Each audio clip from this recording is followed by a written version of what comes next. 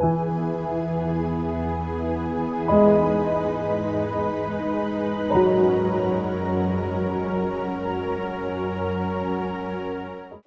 ಚಿಕ್ಕದಾಗಿ ಒಂದು ಪ್ರಾರ್ಥನೆ ಮಾಡಿ ಶುರು ಮಾಡೋಣ ಇವತ್ತಿನ. ಪ್ರೀತಿಯುಳ್ಳ ಪರಲೋಕದಲ್ಲಿರುವ ನಮ್ಮ ತಂದೆಯೇ, ನೀವು ಕೊಟ್ಟಿರುವಂತಹ ಈ ಅತ್ಯುತ್ತಮವಾಗಿರುವಂತಹ ಗಳಿಗೆಗೋಸ್ಕರ ನಿಮ್ಮ ಕೃತಜ್ಞತೆಗಳು ಅಪ್ಪ. ನಿಮ್ಮ ಮಕ್ಕಳೊಟ್ಟಿಗೆ ಸೇರಿ ವಾಕ್ಯವನ್ನ ಹಂಚಿಕೊಳ್ಳುವಂತೆ ನೀವು ಕೊಟ್ಟಿರುವಂತಹ ಈ ಅತ್ಯುನ್ನತವಾಗಿರುವಂತಹ ಭಾಗ್ಯಕ್ಕೆ ಇನ್ನೊಂದು ಸಾರಿ ಕೃತಜ್ಞತೆಗಳು ತಂದೆ. ನಾವೆಲ್ಲರೂ ಸೇರಿ ನಿಮ್ಮ ವಾಕ್ಯವನ್ನ ಮಾತಾಡ್ಕೊಳ್ಬೇಕಾದ್ರೆ ಹೇಳ್ತಿರುವಂತಹ ನನಗೆ ಪರಿಶುದ್ಧಾತ್ಮದ ಸಹಾಯವನ್ನು, ಕೇಳ್ತಿರುವಂತಹ ನಿಮ್ಮ ಮಕ್ಕಳಿಗೆ ಅದನ್ನು ಅಂಗೀಕರಿಸಬೇಕಾಗಿರುವಂತಹ ವಿವೇಕವನ್ನು, ಸಾತ್ವಿಕತೆಯನ್ನು ದಯಪಾಲಿಸಿ. ನನ್ನ ಪ್ರಾರ್ಥನೆ ಯೇಸು ಕ್ರಿಸ್ತರ ನಾಮದಲ್ಲಿ ಸಮರ್ಪಿಸಿ ಬೇಡಿಕೊಳ್ಳುತ್ತಿದ್ದೇನೆ ಪರಲೋಕದಲ್ಲಿರುವ ನಮ್ಮ ತಂದೆಗೆ, ಆಮೆನ್. ಇವತ್ತು ನಾವು ಆಲೋಚನೆ ಮಾಡ್ತಿರುವಂತಹ ಅಂಶದ ಹೆಸರು ಕಳೆದ ವಾರದ ಕಂಟಿನ್ಯೂಷನ್ ಅಂತ ಹೇಳಿ ನಮ್ಮೆಲ್ಲರಿಗೂ ಗೊತ್ತಲ್ಲ. ಓಕೆ, ನೀವ್ ಹೇಳ್ತೀರಾ ಕಳೆದ ವಾರ ಯಾವ ಅಂಶವನ್ನ ಆಲೋಚನೆ ಮಾಡಿದ್ವಿ ಅಂತ? ಇನ್ನೊಂದು, ಕಳೆದ ವಾರ ನಾವು ಆಲೋಚನೆ ಮಾಡಿದಂತಹ ಅಂಶದ ಹೆಸರೇನು ಅಂತ ಹೇಳಿ ಯಾರಾದ್ರೂ ಹೇಳ್ತೀರಾ? ಯಾವುದು ದೊಡ್ಡ ಪಾಪ? ಯಾವುದು ದೊಡ್ಡ ಪಾಪ, ಭಾಗ 1 ನಾವು ಕಳೆದ ವಾರ ಆಲೋಚನೆ ಮಾಡಿ ನೋಡಿದ್ವಿ. ಈ ವಾರ ನಾವು ಆಲೋಚನೆ ಮಾಡ್ತಿರುವಂತಹದ್ದು ಅದೇ ಅಂಶದ 2ನೇ ಭಾಗವಾಗಿರುತ್ತೆ. ಯಾವುದು ದೊಡ್ಡ ಪಾಪ, ಪಾರ್ಟ್ 2 ಅನ್ನ ಆಲೋಚನೆ ಮಾಡಿ ನೋಡ್ತಿದ್ವಿ. ಕಳೆದ ವಾರ ನಾವು ಈ ಸಂದೇಶವನ್ನು ಏನಕ್ಕೋಸ್ಕರ ಆಲೋಚನೆ ಮಾಡ್ತಿದ್ವಿ ಅಂತಾನೂ ಸಹ ನೋಡಿದ್ವಿ, ಹೌದಲ್ವಾ? ನಾರ್ಮಲ್ ಆಗಿ ಮನುಷ್ಯರು ಅಥವಾ ಕ್ರೈಸ್ತರ ವಿಚಾರಕ್ಕೆ ಬರೋಣ. ಮನುಷ್ಯರು ನಾರ್ಮಲ್ ಆಗಿ ಕೊಲೆ ಮಾಡುವಂತಹದ್ದು ಮಾತ್ರ ಪಾಪ, ಕೆಟ್ಟ ಮಾತಾಡುವಂತಹದ್ದು ಮಾತ್ರ ಪಾಪ, ಮೋಸ ಮಾಡುವಂತಹದ್ದು ಮಾತ್ರ ಪಾಪ, ಇದು ಮಾತ್ರ ಪಾಪ, ಅದು ಮಾತ್ರ ಪಾಪ ಅನ್ನುವಂತಹ ಅಸಂಪ್ಷನ್ ಅಲ್ಲಿ ಇರುವಂತಹದ್ದು ನಿಮಗೆ ಗೊತ್ತು. ನಾಳಿನ ದಿನ ನಾವು ಪರಲೋಕಕ್ಕೆ ಹೋಗಿ ದೇವರ ಮುಂದೆ ನಿಂತು, ದೇವರು ನಿಮಗ್ ನರಕ ಕೊಡ್ತೀನಿ ನಾನು ಅಂತ ಹೇಳದ ಮೇಲೆ ನಾನು ಏನ್ ಮಾಡ್ದೆ ತಂದೆ ತಪ್ಪು ಅಂತ ಹೇಳಿ ನಾವು ದೇವರನ್ನ ಒಂದ್ ವೇಳೆ ಪ್ರಶ್ನೆ ಕೇಳಿದ್ರೆ, ಆವಾಗ ದೇವ್ರು ನೀನ್ ಇಷ್ಟನ್ನ ಮಾತ್ರ ಪಾಪ ಅನ್ಕೊಂಡಿದ್ದೆ ಮಗನೇ, ಆದ್ರೆ ನಿನಗೇ ಗೊತ್ತಿಲ್ಲದೆ ನೀನ್ ಸಾಕಷ್ಟು ಪಾಪಗಳಲ್ಲಿದ್ದೆ ಅನ್ನುವಂತಹ ರೆಸ್ಪಾನ್ಸ್ ನಮ್ಗೆ ಕೇಳಲಿಕ್ಕೆ ಇಷ್ಟ ಇಲ್ಲ ಅಲ್ವಾ ದೇವರ ಹತ್ರ, ಹೌದಲ್ವಾ? ಅದಕ್ಕೋಸ್ಕರ ಈಗಲೇ ಡೋರ್ ಕ್ಲೋಸ್ ಮಾಡ್ತಾರೆ ಪ್ಲೀಸ್.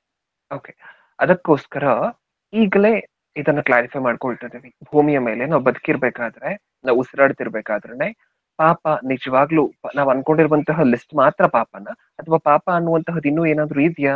ಅದು ಈಗ್ಲೇ ನಾವು ಬದುಕಿರ್ಬೇಕಾದ್ರೆ ಗೊತ್ತಾಗ್ಬೇಕಲ್ವಾ? ಅದಕ್ಕೋಸ್ಕರ ಈ ಸಂದೇಶವನ್ನ ಆಲೋಚನೆ ಮಾಡಿ ನೋಡಿ.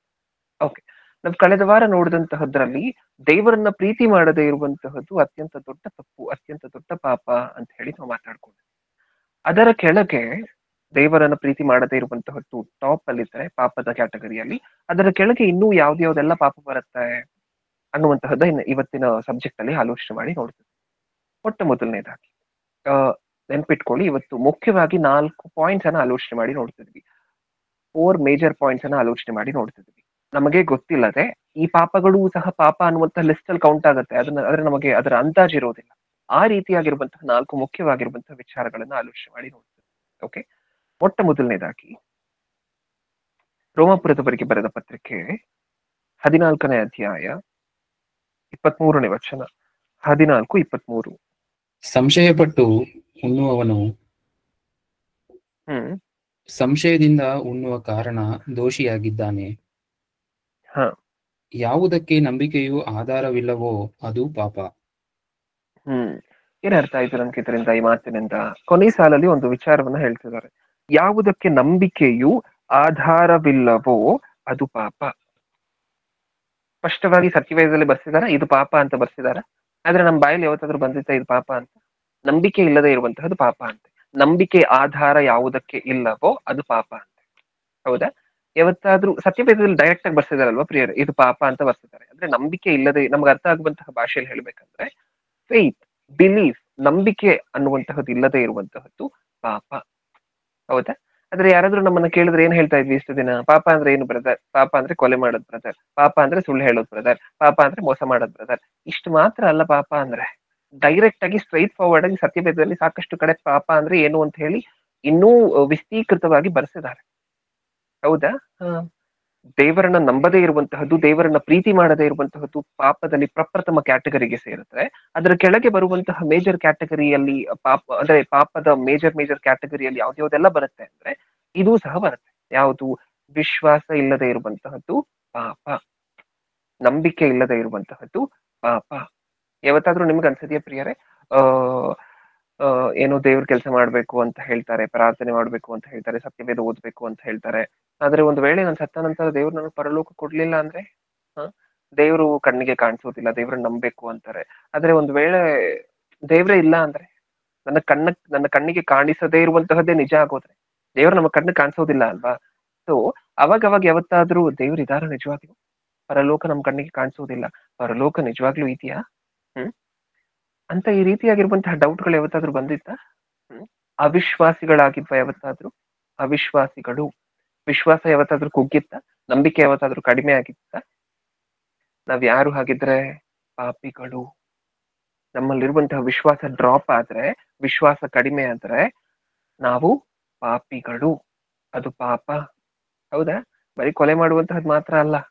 ಬ್ರದರ್ ನಾನ್ ದಶಮಾಂಶ ಕೊಡ್ತಿದ್ದೀನಿ, ನಾನ್ ಕಾಣಿಕೆ ಹಾಕ್ತಿದ್ದೀನಿ, ವಾರ ಸಭೆಗೆ ಹೋಗ್ತೀನಿ, ಮೀಟಿಂಗ್ಸ್ಗೆಲ್ಲ ಅಟೆಂಡ್ ಆಗ್ತೀನಿ. ನಾನೇನ್ ತಪ್ಪು ಮಾಡ್ತಿದ್ದೀನಿ? ನಾನೇನು ತಪ್ಪು ಮಾಡ್ತಿಲ್ವೇ? ನನಗೇ ದೇವ್ರ ಪರಲೋಕ ಕೊಡ್ಬೇಕು ಅಲ್ಲ. ಅಷ್ಟ್ ಮಾಡಿದ್ರೆ ಮಾತ್ರ ಸಾಕಾಗೋದಿಲ್ಲ. ಅಷ್ಟ್ ಮಾಡಿದ ತಕ್ಷಣ ನಾವು ನೀತಿವಂತರಾಗೋದಿಲ್ಲ. ಇನ್ನು ಯಾವ್ದು ಪಾಪ? ವಿಶ್ವಾಸ ಕಡಿಮೆ ಆದ್ರೆ ಅದು ಪಾಪ, ನಂಬಿಕೆ ಇಲ್ಲದೆ ಇದ್ರೆ ಅದು ಪಾಪ. ಹೌದಾ? ಪ್ರಪಂಚದಲ್ಲಿ ನಿಮ್ಮ ಕೈಗೆ ಸಾಕಷ್ಟು ಜನ ಸಿಗ್ತಾರಲ್ವಾ ಪ್ರಿಯರೇ?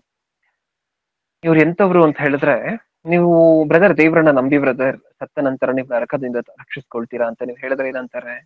ಯಾರ್ ಬ್ರದರ್ ನೋಡಿರುವಂತಹ ನರಕನ? ಯಾರು ನರಕ ಇದೆಯಾ ಇಲ್ವಾ ಅಂತ ಹೇಳಿ ನೋಡ್ಕೊಂಡ್ ಬಂದಿರುವಂತಹದ್ದು? ದೇವ್ರು ನಿಮ್ಮ ಎಲ್ಲಾ ಕೃತ್ಯಗಳನ್ನ ನೋಡ್ತಿದ್ದಾರೆ ಬ್ರದರ್ ಅಂತ ನೀವ್ ಹೇಳಿದ್ರೆ, ಎಲ್ಲಿ ತೋರಿಸಿ ನನ್ಗ ದೇವ್ರನ್ನ? ಅಂದ್ರೆ ಇವ್ರಿಗೆ ಏನಿಲ್ಲ? ಹ್ಮ್? ನಂಬಿಕೆ ಇಲ್ಲ ಅಲ್ವಾ? ನಂಬಿಕೆ ಇಲ್ಲ ಅಲ್ವಾ? ದೇವ್ರನ್ನ ಇವ್ರು ನಂಬ್ಲಿಕ್ಕೆ ರೆಡಿ ಇಲ್ಲ, ನೋಡದೆ ನಂಬ್ಲಿಕ್ಕೆ ರೆಡಿ ಇಲ್ಲ. ಸತ್ಯವೇದದ ಡೆಫಿನಿಷನ್ ಅಲ್ಲಿ ನಂಬಿಕೆ ಅಂದ್ರೆ ಏನು? ಕಣ್ಣಿಗೆ ಕಾಣದೇ ಇರುವಂತಹ ವಿಚಾರಗಳನ್ನ ನಂಬುವಂತಹದ್ದೇ ವಿಶ್ವಾಸ. ಕಣ್ಣಿಗೆ ಕಾಣದೇ ಇರುವಂತಹ ವಿಚಾರಗಳನ್ನ ಇದೆ ಅಂತ ಹೇಳಿ ನಂಬುವಂತಹದ್ದೇ ನಂಬಿಕೆ. ಹೌದಲ್ವಾ? ಪರಲೋಕ ನಮ್ಮ ಕಣ್ಣಿಗೆ ಕಾಣಿಸೋದಿಲ್ಲ, ಆದ್ರೂ ನಾವೆಲ್ಲರೂ ಏನಂತ ನಂಬ್ತಿದೀವಿ? ಪರಲೋಕವನ್ನ ದೇವರು ಸತ್ತ ನಂತರ ನಮಗೆ ಕೊಡ್ತಾರೆ ಅಂತ ಹೇಳಿ ನಂಬ್ತಿದೀವಿ. ಹೌದಾ? ದೇವರು ನಮ್ಮ ಕಣ್ಣಿಗೆ ಕಾಣಿಸೋದಿಲ್ಲ, ಆದ್ರೂ ನಾವೇನಂತ ನಂಬ್ತಿದೀವಿ? ದೇವರು ಇದ್ದಾರೆ, ನಾವು ಮಾಡ್ತಿರುವಂತಹ ಪ್ರತಿಯೊಂದು ಕ್ರಿಯೆಗಳನ್ನ ನೋಡ್ತಿದ್ದಾರೆ ಅಂತ ಹೇಳಿ ನಂಬ್ತಿದೀವಿ. ಇದು ನಂಬಿಕೆ. ಇದು ಯಾರ್ಯಾರಲ್ಲಿ ಇರೋದಿಲ್ವೋ ಅವರೆಲ್ಲ ಯಾರು? ಪಾಪಿಗಳು. ಅವ್ರು ಏನ್ ಮಾಡ್ತಿದ್ದಾರೆ? ಪಾಪ ಮಾಡ್ತಿದ್ದಾರೆ. ಯಾರಾದ್ರೂ ನೀವು ಸುವಾರ್ತೆ ಹೇಳಲಿಕ್ಕೆ ಹೋದಾಗ ನಿಮ್ ಹತ್ರ ಯಾರಾದ್ರೂ ಹೇಳಿದಾರ? ಏನಂತ? ಎಲ್ಲಿ ತೋರ್ಸಿ ಬ್ರದರ್ ದೇವ್ರನ್ನ ಒಂದ್ಸಾರಿ ಅಂತ ಹೇಳಿದ್ರೆ, ಅವ್ರು ಯಾರು? ಪಾಪಿಗಳು. ಪಾಪ ಮಾಡ್ಲಿಕ್ಕೆ ಕೊಲೆನೇ ಮಾಡ್ಬೇಕಾಗಿಲ್ಲ, ಪಾಪಿಗಳು ಅಂತ ಅನ್ನಿಸ್ಕೊಳ್ಲಿಕ್ಕೆ ದರೋಡೆ ಮಾಡ್ಬೇಕಾಗಿಲ್ಲ. ಹೌದಾ? ನಂಬಿಕೆ ಇಲ್ಲದೆ ಇದ್ರೆ ಸಾಕು, ಅದು ಪಾಪ. ಇವಾಗ ನನಗೆ ಹೇಳಿ, ಪ್ರಪಂಚದಲ್ಲಿ ಎಷ್ಟ್ ಜನ ಪಾಪಿಗಳಿದ್ದಾರೆ ಈ ತರ ನೋಡ್ಕೊಡ್ರೆ ನಾವು? ತುಂಬಾ ಜನ ಸಿಗ್ತಾರಲ್ವಾ? ಕ್ರೈಸ್ತರಲ್ಲೇ ತುಂಬಾ ಜನ ಸಿಗ್ತಾರಲ್ವಾ? ಕ್ರೈಸ್ತರಾಗಿರುವಂತಹ ನಮ್ಮಲ್ಲೇ ಹೋಗ್ಲಿ, ನೀವೇ ಹೇಳಿ, ಕ್ರೈಸ್ತರಾಗಿರುವಂತಹ ನಮ್ಮಲ್ಲಿ ಪ್ರತಿದಿನ ಪರಲೋಕಕ್ಕೋಸ್ಕರ ಕನಸು ಕಾಣುವಂತವ್ರು ಎಷ್ಟ್ ಜನ? ಕಣ್ಣಿಗೆ ಕಾಣದೇ ಇರುವಂತಹ ಲೋಕಕ್ಕೋಸ್ಕರ ಕನಸು ಕಾಣುವಂತವ್ರು ಎಷ್ಟ್ ಜನ? ಇವತ್ತು ನನಗೆ ಮರಣ ಬಂದ್ರು ನನ್ನ ತಂದೆ ನನ್ನ ಪರಲೋಕ ಕೊಡ್ತಾರೆ ಅನ್ನುವಂತಹ ವಿಶ್ವಾಸ ಇಟ್ಕೊಂಡಿರುವಂತವ್ರು ಎಷ್ಟ್ ಜನ? ಆ ವಿಶ್ವಾಸದ ಬಗ್ಗೆ ಪ್ರತಿದಿನ ಒಂದ್ಸಾರಿ ಆದ್ರೂ ನೆನಪಿಸ್ಕೊಳ್ಳುವಂತವ್ರು ಎಷ್ಟ್ ಜನ? ನೀವ್ ಯೋಚನೆ ಮಾಡಿ ನೋಡಿ. ಹೌದಾ? ನಮಗ್ ಪರಲೋಕ ಅಂತ ಹೇಳಿ ಏನಾದ್ರು ದಿನಕ್ಕೊಂದ್ಸಾರಿನೋ, ಮಂತ್ಲಿ ಒಂದ್ಸಾರಿನೋ, ವೀಕ್ಲಿ ಒಂದ್ಸಾರಿನೋ ನೆನಪಿಸ್ಕೊಳ್ತೀವ? ಇಲ್ಲ ಅಲ್ವಾ? ಆ ಜ್ಞಾನನೇ ಇರೋದಿಲ್ಲ ನಮಗೆ ಇಷ್ಟಕ್ಕೂ.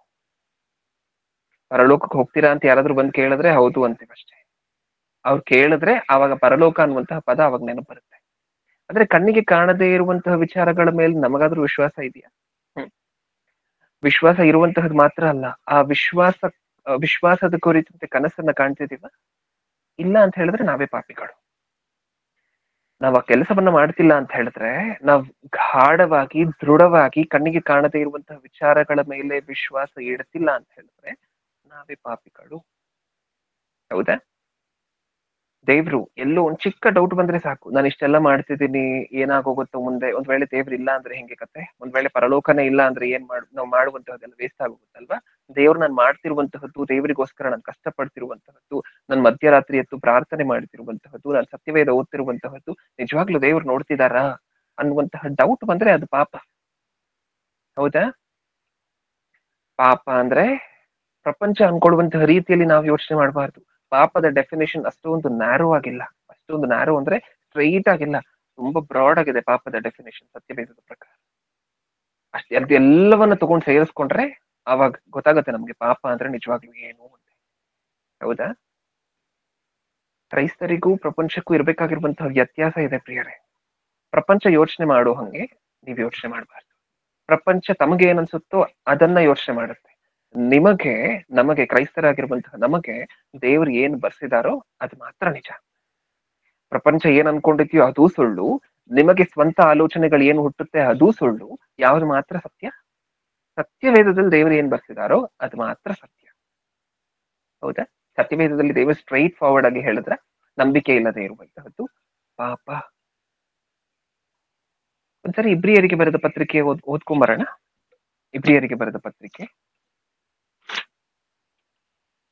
11ನೇ ಅಧ್ಯಾಯವನ್ನ ಓಪನ್ ಮಾಡಿ ಇಟ್ಕೊಳ್ಳಿ ಎಲ್ಲರೂ ಸಹ.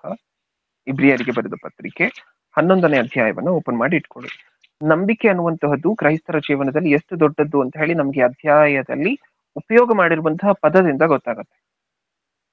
ಎಲ್ರು ರೆಡಿನಾ? 11ನೇ ಅಧ್ಯಾಯವನ್ನ ಓಪನ್ ಮಾಡಿ ಇಟ್ಕೊಂಡಿದ್ದೀರಾ ಅಂತ ಹೇಳಿ ನಂಬ್ತಿದ್ದೀನಿ. ಓಕೆ, ಈಗ 11ನೇ ಅಧ್ಯಾಯವನ್ನ ನೀವು ಓಪನ್ ಮಾಡಿ ಇಟ್ಕೊಂಡಿದ್ದೀರಾ ಅಲ್ವಾ? ನಾನೇ ಓದ್ತೀನಿ, ಅಂದ್ರೆ ಸ್ಕಿಪ್ ಮಾಡಿ ವಚನಗಳನ್ನ ಓದ್ಬೇಕಾಗತ್ತೆ. ನಾನು ಹೇಳಿರುವಂತಹ ವಚನಕ್ಕೆ ನಿಮ್ಮ ಬೆರಳಿಟ್ಟು ಓದ್ತಾ ಹೋಗಿ. ನಂಬಿಕೆ ಅನ್ನುವಂತಹದ್ದು ಎಷ್ಟು ಸಾರಿ ಬಳಕೆ ಆಗಿದೆ ಅಂತ ಹೇಳಿ ಒಂದ್ಸಾರಿ ಅಬ್ಸರ್ವ್ ಮಾಡಿ ನೋಡಿ. ಓಕೆ, 11ನೇ ಅಧ್ಯಾಯ 3ನೇ ವಚನವನ್ನ ಓದ್ತಿದ್ದೇನೆ. ಲೋಕಗಳು ದೇವರ ಮಾತಿನಿಂದ ನಿರ್ಮಿತವಾದವೆಂದು ನಂಬಿಕೆಯಿಂದಲೇ ನಾವು ತಿಳಿದುಕೊಂಡು. ನಂಬಿಕೆ ಅನ್ನುವಂಥ ಪದ ಒಂದ್ಸಾರಿ ಸಿಕ್ತಾ? ಓಕೆ, ಈಗ 4ನೇ ವಚನ. ನಂಬಿಕೆಯಿಂದಲೇ ಹೇಬೇಲನು ಕಾಯಿನನ ಯಜ್ಞಕ್ಕಿಂತ ಶ್ರೇಷ್ಠವಾದ ಯಜ್ಞವನ್ನು ದೇವರಿಗೆ ಸಮರ್ಪಿಸಿದನು. 2 ಸಾರಿ ಸಿಕ್ತಾ? ನೆಕ್ಸ್ಟ್ 5ನೇ ವಚನ. ಹನೋಕನು ಮರಣವನ್ನು ಅನುಭವಿಸದೆ ಒಯ್ಯಲ್ಪಟ್ಟದ್ದು ನಂಬಿಕೆಯಿಂದಲೇ. ನಂಬಿಕೆಯಿಂದಲೇ ಆ ಪದಕ್ಕೆ ಆ ಪದದ ಮೇಲೆ ಇರಬೇಕು ನಮ್ಮ ಸ್ಟ್ರೆಸ್ ಪೂರ್ತಿ. ಓಕೆ, ಈಗ ನೆಕ್ಸ್ಟ್ 7ನೇ ವಚನ. ನಂಬಿಕೆಯಿಂದಲೇ ನೋಹನು ಅದುವರೆಗೂ ಕಾಣದಿದ್ದ ಸಂಗತಿಗಳ ವಿಷಯವಾಗಿ ದೈವೋಕ್ತಿಯನ್ನು ಹೊಂದಿ ಭಯಭಕ್ತಿಯುಳ್ಳವನಾಗಿ ತನ್ನ ಮನೆಯವರ ಸಂರಕ್ಷಣೆಗೋಸ್ಕರ ನಾವೆಯನ್ನು ಕಟ್ಟಿ ಸಿದ್ಧ ಮಾಡಿದನು. ಅಲ್ಲೊಂದ್ಸರಿ ನಂಬಿಕೆ ಸಿಕ್ತಾ? ನೆಕ್ಸ್ಟ್ 8ನೇ ವಚನ. ನಂಬಿಕೆಯಿಂದಲೇ ಅಬ್ರಹಾಮನು ಕರೆಯಲ್ಪಟ್ಟ ಕೂಡಲೇ. ಅಬ್ರಹಾಮನು ಸಹ ಕರೆಯಲ್ಪಟ್ಟ ಕೂಡಲೇ ಏನಕ್ಕೋಸ್ಕರ ಅಂತ ಬಂದಿತ್ತು? ನಂಬಿಕೆಯಿಂದ. 9ನೇ ವಚನ. ನಂಬಿಕೆಯಿಂದಲೇ ಅವನು ವಾಗ್ದಾತ ದೇಶಕ್ಕೆ ಬಂದಾಗ ಅಲ್ಲಿ ಅನ್ಯ ದೇಶದಲ್ಲಿ ಇದ್ದವನಂತೆ ಡೇರೆಗಳಲ್ಲಿ ಇದ್ದುಕೊಂಡು ಪ್ರವಾಸಿಯಾಗಿ ಬದುಕಿದನು. ಮತ್ತೆ ನಂಬಿಕೆಯಿಂದನ? ಹೌದು. ನೆಕ್ಸ್ಟ್ 11ನೇ ವಚನ. ಇದಲ್ಲದೆ ಸಾರಳು ವಾಗ್ದಾನ ಮಾಡಿದಾತನನ್ನು ನಂಬತಕ್ಕವನೆಂದೆಣಿಸಿ ತಾನು ಪ್ರಾಯ ಮೀರಿದವಳಾಗಿದ್ದರೂ ನಂಬಿಕೆಯಿಂದಲೇ ಗರ್ಭವತಿಯಾಗುವುದಕ್ಕೆ ಶಕ್ತಿಯನ್ನು ಹೊಂದಿದಳು. ನಂಬಿಕೆಯಿಂದ. ನೆಕ್ಸ್ಟ್ 13ನೇ ವಚನ. ಇವರೆಲ್ಲರೂ ವಾಗ್ದಾನದ ಫಲಗಳನ್ನು ಹೊಂದದೆ ಇವುಗಳನ್ನು ದೂರದಿಂದ ನೋಡಿ ಉಲ್ಲಾಸದೊಡನೆ ಬಂಧಿಸಿ ನಂಬಿಕೆಯುಳ್ಳವರಾಗಿ ಮೃತರಾದರು. ಆದ್ರೆ ನಂಬಿಕೆ ಅನ್ನುವಂಥ ಪದ ಎಷ್ಟರಿ ರಿಪೀಟ್ ಆಗ್ತದೆ ಅನ್ನುವಂತಹದ್ರ ಮೇಲೆ ಒಂದ್ಸರಿ ಸ್ಟ್ರೆಸ್ ಮಾಡಿ, ಫೋಕಸ್ ಮಾಡಿ. ನಂಬಿಕೆ ಇಲ್ಲದೆ ಇರುವಂತಹದ್ದು ಎಷ್ಟು ದೊಡ್ಡ ಪಾಪ ಅಂತ ನಮ್ಗೆ ಆಮೇಲೆ ಗೊತ್ತಾಗುತ್ತೆ. ಓಕೆ, ಇವಾಗ 13ನೇ ವಚನ ಓದಿದೀವಲ್ವಾ? ನೆಕ್ಸ್ಟ್ 17ನೇ ವಚನ. ಅಬ್ರಹಾಮನು ಪರಿಶೋಧಿತನಾಗಿ ನಂಬಿಕೆಯಿಂದಲೇ ಇಸಾಕನನ್ನು ಸಮರ್ಪಿಸಿದನು.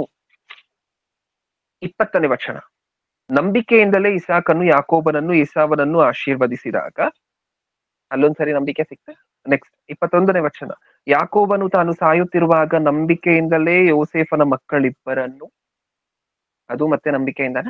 ಓಕೆ, ನೆಕ್ಸ್ಟ್ 22ನೇ ವಚನ. ಯೋಸೇಫನು ತೀರಿ ಹೋಗುವಾಗ ಇಸ್ರಾಯೇಲ್ಯರು ಐಗುಪ್ತ ದೇಶದಿಂದ ಹೊರಡುವುದನ್ನು ಕುರಿತು ನಂಬಿಕೆಯಿಂದಲೇ ಮಾತಾಡಿ ತನ್ನ ಶವವನ್ನು ತಕೊಂಡು ಹೋಗುವ ವಿಷಯದಲ್ಲಿ ಅಪ್ಪಣೆ ಕೊಟ್ಟನು. ಅದು ನಂಬಿಕೆಯಿಂದನ? 23ನೇ ವಚನ. ಮೋಶೆ ಹುಟ್ಟಿದಾಗ ಅವನ ತಂದೆ ತಾಯಿಗಳು ಕೂಸು ಸುಂದರವಾಗಿದೆ ಎಂದು ನೋಡಿ ಅರಸನ ಅಪ್ಪಣೆಗೆ ಭಯಪಡದೆ ನಂಬಿಕೆಯಿಂದಲೇ ಅವನನ್ನು 3 ತಿಂಗಳು ಬಚ್ಚಿಟ್ಟರು. 24ನೇ ವಚನ. ಈಗ ಮೋಶೆಯು ದೊಡ್ಡವನಾದ ಮೇಲೆ ಫರೋಹನ ಕುಮಾರ್ತೆಯ ಮಗನೆನಿಸಿಕೊಳ್ಳುವುದು ಬೇಡವೆಂದದ್ದು ನಂಬಿಕೆಯಿಂದಲೇ. 27ನೇ ವಚನ. ಅವನು ಅರಸನ ರೌದ್ರಕ್ಕೆ ಭಯಪಡದೆ ಐಗುಪ್ತ ದೇಶವನ್ನು ಬಿಟ್ಟು ಹೋದದ್ದು ನಂಬಿಕೆಯಿಂದಲೇ. 28ನೇ ವಚನ. ಅವನು ಪಸ್ಕವೆಂಬ ಊಟವನ್ನು ರಕ್ತ ಪ್ರೋಕ್ಷಾಚಾರವನ್ನು ನೇಮಿಸಿದ್ದು ನಂಬಿಕೆಯಿಂದಲೇ. 29ನೇ ವಚನ. ನಂಬಿಕೆಯಿಂದಲೇ ಇಸ್ರಾಯೇಲಿಯರು ಕೆಂಪು ಸಮುದ್ರವನ್ನು ಒಣಭೂಮಿಯನ್ನು ದಾಟುವಂತೆ ದಾಟಿದರು. 30ನೇ ವಚನ.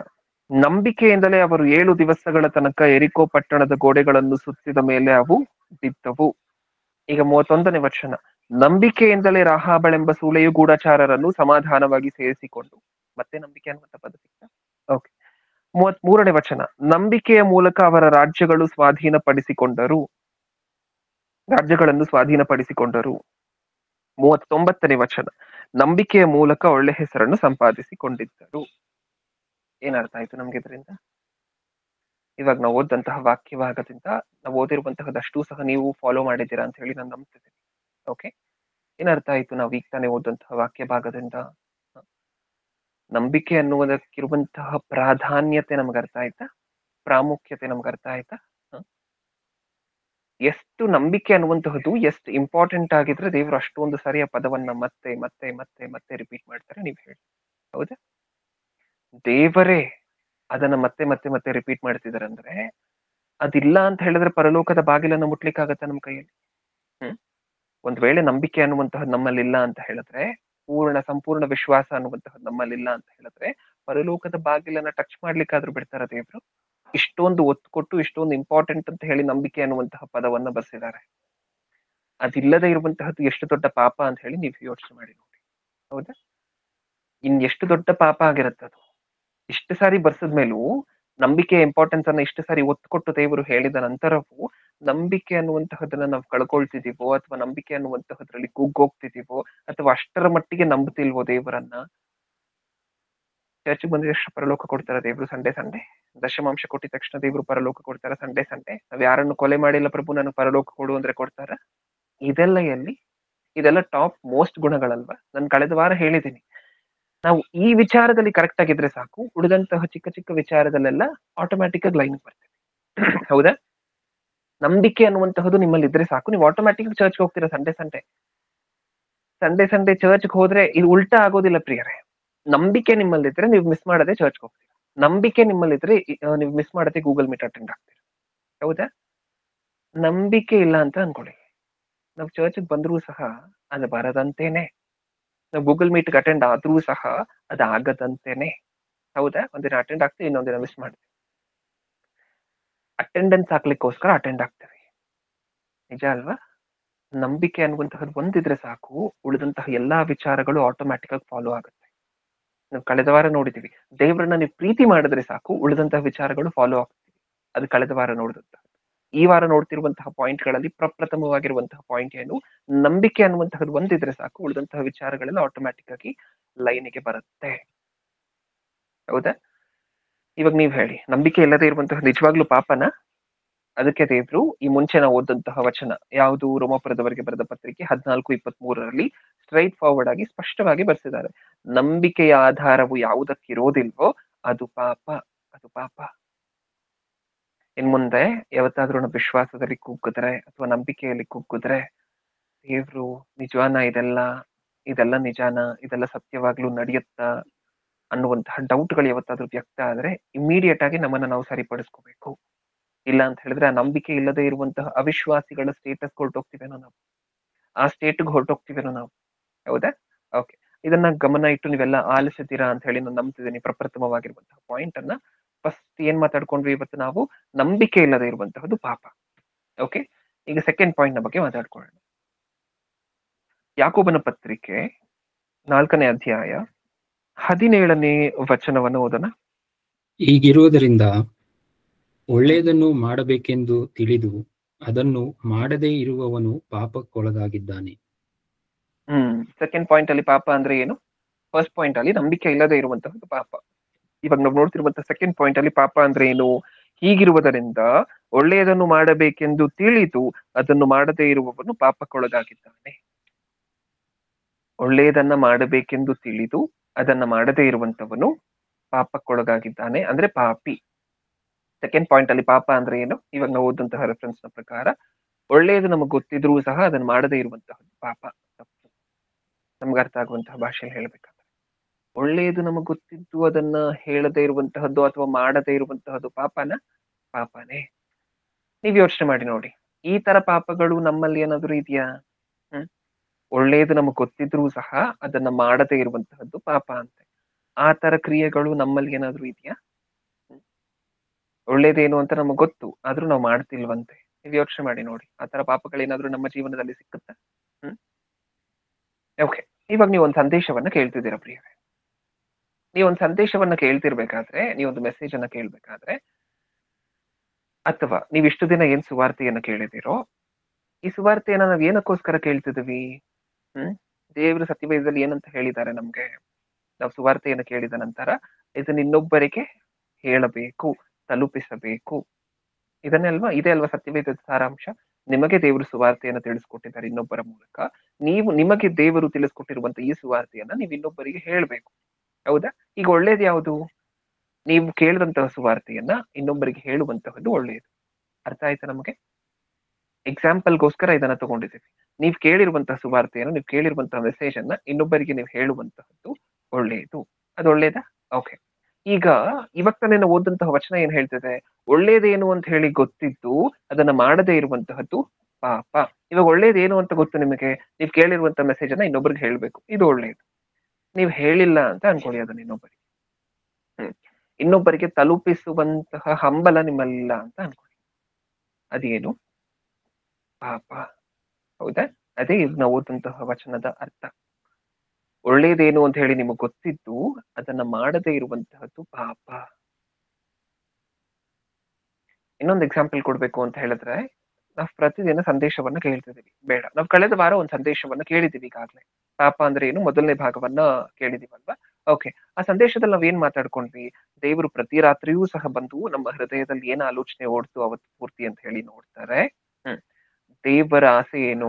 ದೇವರನ್ನ ನಾವು ಪ್ರೀತಿಸ್ಬೇಕು, ದೇವರು ನಮ್ಮ ಹೃದಯದಲ್ಲೆಲ್ಲ ತುಂಬಿಕೊಂಡಿರ್ಬೇಕು, ಇದು ದೇವರ ಆಸೆ. ಅದು ಒಳ್ಳೇದಲ್ವಾ?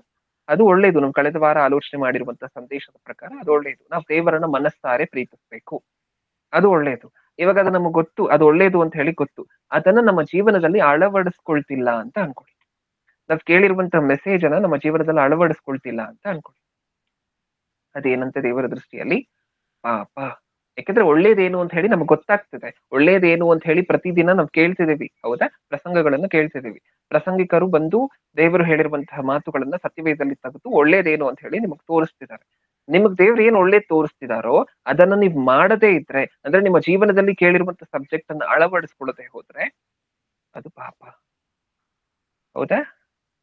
ಕೊಲೆ ಮಾಡ್ಬೇಕಾ ಪಾಪ ಮಾಡ್ಲಿಕ್ಕೆ? ಕಳ್ಳತನ ಮಾಡ್ಬೇಕಾ? ಬ್ಯಾಂಕ್ ಲೂಟಿ ಮಾಡ್ಬೇಕಾ ಪಾಪ ಮಾಡ್ಬೇಕಂದ್ರೆ? ಇಲ್ಲ. ಪಾಪ ಆಗ್ಬೇಕು ಅಂದ್ರೆ ಏನ್ ಮಾಡಿದ್ರೆ ಸಾಕು? ಮೆಸೇಜ್ ಅನ್ನ ಕೇಳಿ ಅದನ್ನ ಮರ್ತ್ ಬಿಟ್ರೆ ಸಾಕು, ಅದು ಪಾಪ. ಅರ್ಥ ಆಯ್ತಾ ನಮಗೆ? ಈ ಒಂದು ಮೆಸೇಜ್ ಅನ್ನ ಕೇಳಿ ಅದನ್ನ ಅಳವಡಿಸಿಕೊಳ್ಳೋದೆ ನಮ್ಮ ಜೀವನದಲ್ಲಿ, ಅದನ್ನ ಮರೆತ್ರೆ ಸಾಕು, ಅದು ಪಾಪ. ಹೌದಾ? ದೇವರ ಜಡ್ಜ್ಮೆಂಟ್ ಹೀಗಿರುತ್ತೆ. ದೇವರು ಪಾಪ ಅಂತ ಹೇಳಿ ಕನ್ಸಿಡರ್ ಮಾಡುವಂತಹದ್ದು ಹೀಗಿರುತ್ತೆ. ನಾಳೆ ನಾವೆಲ್ಲರೂ ಸಹ, ನಾನು ಆಗ್ಲೇ ಹೇಳಿದ್ನಲ್ವಾ, ಯೇಸುಕ್ರಿಸ್ತರ 2ನೇ ಬರೋಣದಲ್ಲಿ ಸಿಂಹಾಸನದ ಮುಂದೆ ನಿಂತ್ಕೊಂಡು, ಪ್ರಭು ನಾನ್ ಪರಲೋಕಕ್ಕೆ ಹೋಗ್ಬೇಕು ಅಂತ ಹೇಳಿದ್ರೆ ದೇವ್ರು ಕೇಳ್ತಾರೆ ನಮ್ಮನ್ನ, ಏನಕ್ಕೆ ಕಳಿಸ್ಬೇಕು ನೀನನ್ನ ಪರಲೋಕಕ್ಕೆ ಹೇಳು ಸ್ವಲ್ಪ ಅಂತ ಹೇಳಿ ಕೇಳ್ತಾರೆ. ನಾವೇನ್ ಹೇಳ್ತೇವಿ? ನಾನ್ ಮಿಸ್ ಮಾಡದೆ ಪ್ರಸಂಗ ಕೇಳಿದ್ದೀನಿ, ನಾನ್ ಮಿಸ್ ಮಾಡದೆ ಎಲ್ಲಾ ಪ್ರಸಂಗಗಳನ್ನ ನೋಟ್ಸ್ ಮಾಡಿ ಇಟ್ಕೊಂಡಿದ್ದೀನಿ. ನೀನ್ ನೋಟ್ಸ್ ಮಾಡಿ ಇಟ್ಕೊಂಡ? ಓಕೆ. ನಿನ್ ನೋಟ್ಸ್ ಅಲ್ಲಿ ಏನಿದೆ? ಒಳ್ಳೇದೇನು ಅಂತ ಇದೆ. ಹೌದಾ? ಒಳ್ಳೇದೇನು ಅಂತ ಹೇಳಿ ನಿನ್ ನೋಟ್ಸ್ ಅಲ್ಲಿ ಸ್ಪೆಸಿಫೈ ಆಗಿದೆ. ಓಕೆ. ಈಗ ಒಳ್ಳೇದೇನು ಅಂತ ಹೇಳಿ ನಿನಗ್ ಗೊತ್ತು, ಅದನ್ನ ಏನ್ ಮಾಡ್ಬೇಕು? ಅದನ್ನ ಮಾಡ್ಬೇಕು. ನೀನ್ ಬರ್ದಿಟ್ಕೊಂಡಿದ್ಯಲ್ವಾ ನೋಟ್ಸ್ ಅಲ್ಲಿ? ದೇವ್ರು ನಮ್ಮನ್ನ ಹೀಗೆ ಅಲ್ವಾ ಪ್ರಿಯರ ಪ್ರಶ್ನೆ ಕೇಳುವಂತಹದ್ದು. ನೀನ್ ನೋಟ್ಸ್ ಅಲ್ಲಿ ಬರ್ದಿಟ್ಕೊಂಡಿದ್ಯಲ್ವಾ? ಓಕೆ. ನೀನ್ ಒಂದ್ ಸರಿನೂ ಮಿಸ್ ಆಗದೆ ಅಟೆಂಡ್ ಆಗಿದ್ಯಾ? ಎಲ್ಲಾ ಪ್ರಸಂಗಗಳನ್ನ ಬರ್ದಿಟ್ಕೊಂಡಿದ್ಯಾ? ಎಲ್ಲಾ ಮೆಸೇಜ್ ಅನ್ನ ಬರ್ದಿಟ್ಕೊಂಡಿದ್ಯಾ? ಓಕೆ. ಬರ್ದಿಟ್ಕೊಂಡಿರುವಂತಹದ್ದು ಏನಕ್ಕೆ? ಅದರ ಪ್ರಕಾರ ಮಾಡ್ಲಿಕ್ಕೆ. ಮಾಡದೆ ಬರ್ದು ಇಟ್ಕೊಂಡ್ರೆ ಪ್ರಯೋಜನ ಏನು? ಹೌದಾ? ಮಾಡದೆ ಕೇಳ್ತಾ ಕೂತ್ಕೊಂಡ್ರೆ ಪ್ರಯೋಜನ ಏನು? ಒಳ್ಳೇದೇನು ಅಂತ ಹೇಳಿ ನಮ್ಗೆ ಅರ್ಥ ಆದ್ಮೇಲೆ ಅದರ ಪ್ರಕಾರ ಮಾಡ್ಬೇಕಂತೆ. ನೀವು ಓದಂತಹ ವಚನವನ್ನ ಇನ್ನೊಂದ್ಸರಿ ಓದೋಣ. 17ನೇ ವಚನವನ್ನ ಇನ್ನೊಂದ್ಸರಿ ಓದ್ತಿದ್ದೀನಿ. ಹೀಗಿರುವುದರಿಂದ ಒಳ್ಳೆಯದನ್ನು ಮಾಡಬೇಕೆಂದು ತಿಳಿದು ಅದನ್ನು ಮಾಡದೇ ಇರುವವನು ಪಾಪಕ್ಕೊಳಗಾಗಿದ್ದಾನೆ. ಒಳ್ಳೇದೇನು ಅಂತ ನಮಗ್ ಗೊತ್ತು, ಮೆಸೇಜ್ ಅಲ್ಲಿ ಹೇಳ್ತಿದಾರೆ ನಮ್ಗೆ ಒಳ್ಳೇದೇನು ಅಂತ ಹೇಳಿ, ಆ ಮೆಸೇಜ್ ಅನ್ನ ನಮ್ಮ ಜೀವನದಲ್ಲಿ ಅಳವಡಿಸ್ಕೊಂಡಿಲ್ಲ ಅಂತ ಅನ್ಕೊಳ್ಳಿ, ಅದು ಪಾಪ. ಅದು ಪಾಪ. ನಾಳೆ ಇದನ್ನ ಹೇಳಿದ್ರು ಅಂತ ಅನ್ಕೊಳ್ಳಿ ಪ್ರಿಯರೇ ದೇವ್ರು, ನಾವು ನಮ್ ಮರಣ ಆಗಿರುತ್ತೆ, ನ್ಯಾಯ ವಿಚಾರಣೆಯಲ್ಲಿ ದೇವ್ರ ಮುಂದೆ ನಿಂತಿದೀವಿ. ನಾನು ಆಗ್ಲೇ ಹೇಳಿದ್ನಲ್ವಾ, ನಾವು ದೇವರನ್ನ ಕೇಳ್ತೀವಿ, ಪ್ರಭು ಒಂದ್ಸರಿನು ಮಿಸ್ ಆಗದೆ ಅಟೆಂಡ್ ಮಾಡಿದೀನಿ, ಮಿಸ್ ಆಗದೆ ನೋಟ್ಸ್ ಮಾಡಿ ಇಟ್ಕೊಂಡಿದ್ದೀನಿ ಅಂದ್ರೆ ದೇವ್ರು ಏನಂತಾರೆ? ನೀನ್ ಮಾಡಿಟ್ಕೊಂಡಿರುವಂತಹ ನೋಟ್ಸ್ ನಿನ್ಗೆ ಒಳ್ಳೇದೇನು ಅಂತ ಹೇಳಿ ಬೋಧಿಸುತ್ತೆ. ಆ ಒಳ್ಳೇದನ್ನ ನೀನ್ ಜೀವನದಲ್ಲಿ ಅಳವಡಿಸ್ಕೋಬೇಕಲ್ವಾ? ಅದನ್ನ ನೀನ್ ಮಾಡ್ಬೇಕಲ್ವಾ? ಕಾರ್ಯರೂಪಕ್ಕೆ ತರ್ಬೇಕಲ್ವಾ? ನಾನು ಒಳ್ಳೇದ್ ತಿಳ್ಕೊಂಡ್ರೆ ಪಾರಲೋಕ ಕೊಡ್ತೀನಿ ಅಂತ ಹೇಳಿಲ್ಲ ನಾನು. ಒಳ್ಳೇದ್ ತಿಳ್ಕೊಂಡಿದ ತಕ್ಷಣ ನಾನು ಸ್ವರ್ಗ ಕೊಡ್ತೀನಿ ಅಂತ ಹೇಳಿಲ್ಲ. ಒಳ್ಳೇದನ್ನ ತಿಳ್ಕೊಂಡು ಅದರ ಪ್ರಕಾರ ಮಾಡುವಂತವರಿಗೆ ಪರಲೋಕ ಅಂತ ಹೇಳಿ ಹೇಳಿರುವಂತದ್ದು. ನೀನ್ ಮಾಡಿರುವಂತಹದ್ದು ಏನು ಹಾಗಿದ್ರೆ? ಪಾ ಪುಣ್ಯದ ಕೆಲಸವನ್ನ ಬಿಟ್ಬಿಡು. ನೀನ್ ಮಾಡಿರುವಂತಹದ್ದೇ ಪಾಪ. ನೋಟ್ಸ್ ಬರ್ದು ಇಟ್ಕೊಂಡು ಅಥವಾ ಸಂದೇಶವನ್ನ ಕೇಳ್ತಾ ಅದರ ಪ್ರಕಾರ ನಡಿಲಿಕ್ಕೆ ಪ್ರಯತ್ನ ಪಡದೆ ಹೋದ್ರೆ ಅದು ಪಾಪ.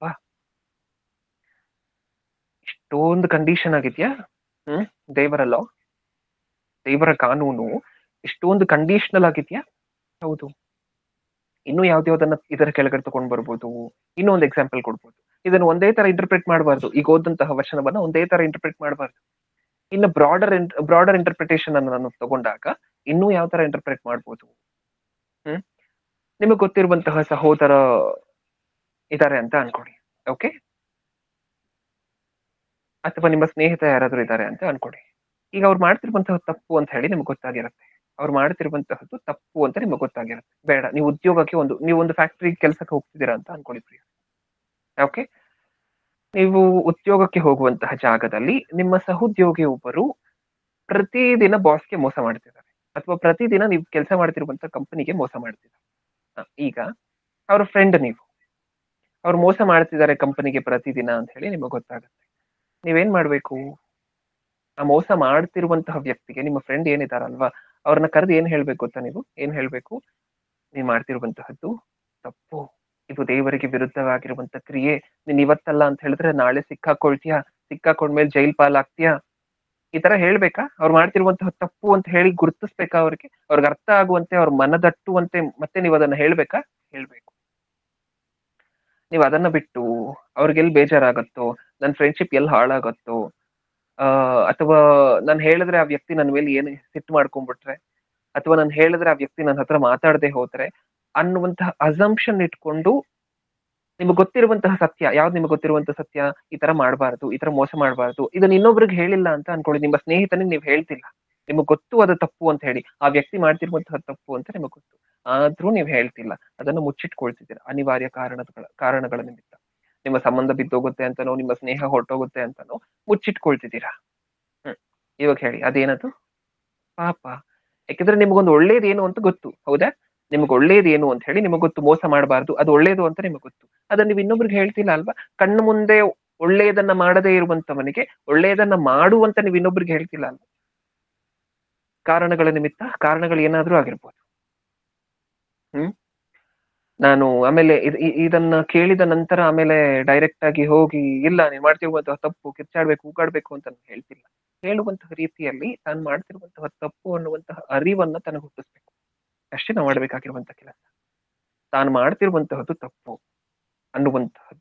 ಅನ್ನುವಂತಹ ಅರಿವನ್ನ ತನಗೆ ಹುಟ್ಟಿಸ್ಬೇಕು. ಅಷ್ಟೇ ನೀವು ಮಾಡ್ಬೇಕಾಗಿರುವಂತಹ ಕೆಲಸ. ಒಳ್ಳೇದೇನು ಅಂತ ನಿಮ್ಗೆ ಗೊತ್ತು, ಸತ್ಯವೇದದಲ್ಲಿ ಹೇಳ್ಕೊಟ್ಟಿದ್ದಾರೆ, ಅದನ್ನ ನೀವು ಇನ್ನೊಬ್ಬರಿಗೆ ಹೇಳದೇ ಇರುವಂತಹದ್ದು ತಪ್ಪು. 3 ಎಕ್ಸಾಂಪಲ್ಸ್ ಅನ್ನ ನೋಡಿದೀವಿ ಪಾಯಿಂಟ್ ನ ಕೆಳಗಡೆ. ಒಳ್ಳೇದೇನು ಅಂತ ಹೇಳಿ ಗೊತ್ತಿದ್ರು ಅದನ್ನ ಮಾಡದೇ ಇರುವಂತಹ ತಪ್ಪು ಅನ್ನುವುದರ ಕೆಳಗೆ 3 ಎಕ್ಸಾಂಪಲ್ ಅನ್ನ ನೋಡಿದೀವಿ, ಹೌದಾ? ಫಸ್ಟ್ ಎಕ್ಸಾಂಪಲ್ ಏನು? ನಾವು ಒಳ್ಳೆಯದನ್ನ ಪ್ರಸಂಗಗಳ ಮೂಲಕ ಕೇಳ್ತಿದೀವಿ, ನಮ್ಮ ಜೀವನದಲ್ಲಿ ಅದನ್ನ ಅಳವಡಿಸಿಕೊಳ್ಳದೇ ಇರುವಂತಹದ್ದು, ಅದನ್ನ ಮಾಡದೇ ಇರುವಂತಹದ್ದು ತಪ್ಪು, ಪಾಪ. ಇವಾಗ ನಾವು ಮಾತಾಡ್ಕೊಂಡಂತಹ ಎಕ್ಸಾಂಪಲ್ ಏನು? ನಿಮ್ಗೆ ಒಳ್ಳೇದೇನು ಅಂತ ಗೊತ್ತು, ಎದುರುಗಿರುವಂತಹ ವ್ಯಕ್ತಿ ನಿಮ್ಮ ಮುಂದೆನೆ ತಪ್ಪು ಮಾಡ್ತಿದ್ದಾನೆ, ಆ ತಪ್ಪನ್ನ ನೋಡಿಯೂ ಸಹ ಇದು ತಪ್ಪು, ಇದನ್ನ ನೀವ್ ಮಾಡಬಾರ್ದು, ದೇವರಿಗೆ ದೂರ ಆಗ್ತೀರಾ, ನೀವ್ ಸಿಕ್ಕಾಕೊಳ್ತೀರಾ, ನಿಮ್ಗೆ ಶಿಕ್ಷೆ ಆಗತ್ತೆ, ಇದನ್ನ ನೀವ್ ಹೇಳದೇ ಇರುವಂತಹದ್ದು, ಇದೆಲ್ಲ ತಪ್ಪ? ಹೌದು. ಯಾವತ್ತಾದ್ರೂ ನಮ್ಮ ಜೀವನದಲ್ಲಿ ಈ ಮುಂಚೆ ಆಲೋಚನೆ ಮಾಡಿದೀವಲ್ವಾ? ಒಂದು ನಂಬಿಕೆ ಇಲ್ಲದೆ ಇರುವಂತಹದ್ದು ಪಾಪ, ಒಳ್ಳೇದೇನು ಅಂತ ಗೊತ್ತಿದ್ದು ಅದನ್ನ ಮಾಡದೇ ಇರುವಂತಹದ್ದು ಪಾಪ. ಈ 2 ಪಾಪಗಳು ನಮ್ಮಲ್ಲಿದೆ, ನಮ್ಮ ಜೀವನಗಳಲ್ಲಿ ಇತ್ತು ಅಂತ ಯಾವತ್ತಾದ್ರೂ ನಮ್ಗೆ ಅನ್ನಿಸ್ತಾ? ಇವಾಗ ಅನ್ನಿಸ್ತಿದ್ಯಾ? ಯಾವತ್ತಾದ್ರೂ ಹಿಂದೆ ಈ ತಪ್ಪನ್ನ, ಈ ಪಾಪವನ್ನ ಮಾಡಿದೀನಿ ಅಂತ ಹೇಳಿ ನಮ್ಗೆ ಅನ್ನಿಸ್ತಾ? ಅನ್ಸಿದ್ರೆ ಸಂತೋಷ. ಇನ್ ಮುಂದೆ ಈ ತಪ್ಪುಗಳಾಗದೇ ಇರುವ ರೀತಿ ನೋಡ್ಕೊಳ್ಳೋಣ. ತಪ್ಪುಗಳು ಯಾವುದು ಅಂತ ಹೇಳಿ ಗೊತ್ತಿಲ್ಲದೆ ಮೋಸ ಹೋಗೋದಕ್ಕಿಂತ ಇವೆಲ್ಲವೂ ತಪ್ಪುಗಳು ದೇವರ ದೃಷ್ಟಿಯಲ್ಲಿ ಅಂತ ತಿಳ್ಕೊಂಡು ಸರಿ ಮಾಡ್ಕೊಳ್ಳುವಂತಹದ್ದು ಲೇಸು, ಒಳ್ಳೆಯದು. ಅದಕ್ಕೋಸ್ಕರನೇ ಇವತ್ತು ಈ ಸಂದೇಶವನ್ನ ಆಲೋಚನೆ ಮಾಡಿ ನೋಡ್ತಿದ್ದೀವಿ. ಓಕೆ, ಥರ್ಡ್ ಪಾಯಿಂಟ್ ಹೋಗೋಣ. ಥರ್ಡ್ ಪಾಯಿಂಟ್, ಅದರಲ್ಲಿ ಒಂದು ರೆಫರೆನ್ಸ್ ಅನ್ನ ನೋಡ್ಕೊಂಡು ಶುರು ಮಾಡೋಣ. ರೋಮಾಪುರದವರಿಗೆ ಬರೆದ ಪತ್ರಿಕೆ 6ನೇ ಅಧ್ಯಾಯ 12ನೇ ವಚನ, 6:12. ಹೀಗಿರುವುದರಿಂದ ಸಾಯತಕ್ಕ ನಿಮ್ಮ ದೇಹದ ಮೇಲೆ ಪಾಪವನ್ನು ಹಾಲಗೂಡಿಸಿ ನೀವು ದೇಹದ ದುರಾಶೆಗಳಿಗೆ ಒಳಪಡಬೇಡಿರಿ. ಇದು ಮಾತ್ರವಲ್ಲದೆ ಸಾಕು ಏನರ್ಥ ಆಯ್ತು ನಮ್ಗೆ ಇದರಲ್ಲಿ? ಹೀಗಿರುವುದರಿಂದ ಸಾಯತಕ್ಕ ನಿಮ್ಮ ದೇಹದ ಮೇಲೆ ಪಾಪವನ್ನು ಅಳಗೊಡಿಸಿ. ಪಾಪ ಅಳಗೊಡುತ್ತಂತೆ ನಮ್ಮ ದೇಹದ ಮೇಲೆ. ಯಾವಾಗ ಪಾಪ ಅಳಗೊಡುವಂತಹದ್ದು ನಮ್ಮ ದೇಹದ ಮೇಲೆ? ಕೆಳಗಡೆ ಬರ್ಸಿದ್ದಾರೆ, ನಿಮ್ಮ ದೇಹದ ದುರಾಶೆಗಳಿಗೆ ಒಳಪಡಬೇಡಿರಿ. ಅಂದ್ರೆ ಯಾವಾಗ ನಾವು ನಮ್ಮ ಮನಸ್ಸನ್ನ ದುರಾಶೆಗಳಿಗೆ ಒಪ್ಪಿಸ್ತೀವೋ, ನಮ್ಮನ್ನ ನಾವ್ ಯಾವಾಗ ದುರಾಶೆಗಳಿಗೆ ಒಪ್ಪಿಸ್ತೀವೋ, ನಮಗೆ ಅರ್ಥ ಆಗುವಂತಹ ಭಾಷೆಯಲ್ಲಿ ಹೇಳ್ಬೇಕು ಅಂದ್ರೆ, ದುರಾಶೆ ಅನ್ನುವಂತಹದ್ದು ಯಾವಾಗ ಈ ಆಸೆಗೆ ಸಿಲುಕ್ತಿವೋ, ದುರಾಶೆ ಯಾವಾಗ ನಮ್ಮಲ್ಲಿ ಹುಟ್ಟುತ್ತೋ, ಆಟೋಮೆಟಿಕ್ ಆಗಿ ಏನಂತೆ ಅದು? ಪಾಪ. ಪಾಪ ನಮ್ಮ ದೇಹದ ಮೇಲೆ ಅಳವಡಿಸಿಕೊಳ್ಳುತ್ತಂತೆ. ನಾವ್ ಇನ್ನೊಂದ್ಸರಿ ಓದಂತಹ ಮಾತನ್ನ, ಹೀಗಿರುವುದರಿಂದ ಸಾಯತಕ್ಕ ನಿಮ್ಮ ದೇಹದ ಮೇಲೆ ಪಾಪವನ್ನ ಅಳಗೊಡಿಸಿ. ಯಾವಾಗ ಅಳಗೊಡುತ್ತೆ ಪಾಪ ನಮ್ಮ ದೇಹದ ಮೇಲೆ? ಕೆಳಗಡೆ ಬರೆದಿರುವಂತಹ ಪಾಯಿಂಟ್ ಆದ್ರೆ, ನೀವು ದೇಹದ ದುರಾಶೆಗಳಿಗೆ ಒಳಪಡಬೇಡಿರಿ. ನಾವು ದೇಹದ ದುರಾಶೆಗಳಿಗೆ ಒಳಪಟ್ಟರೆ ಅದೇನು? ಪಾಪ.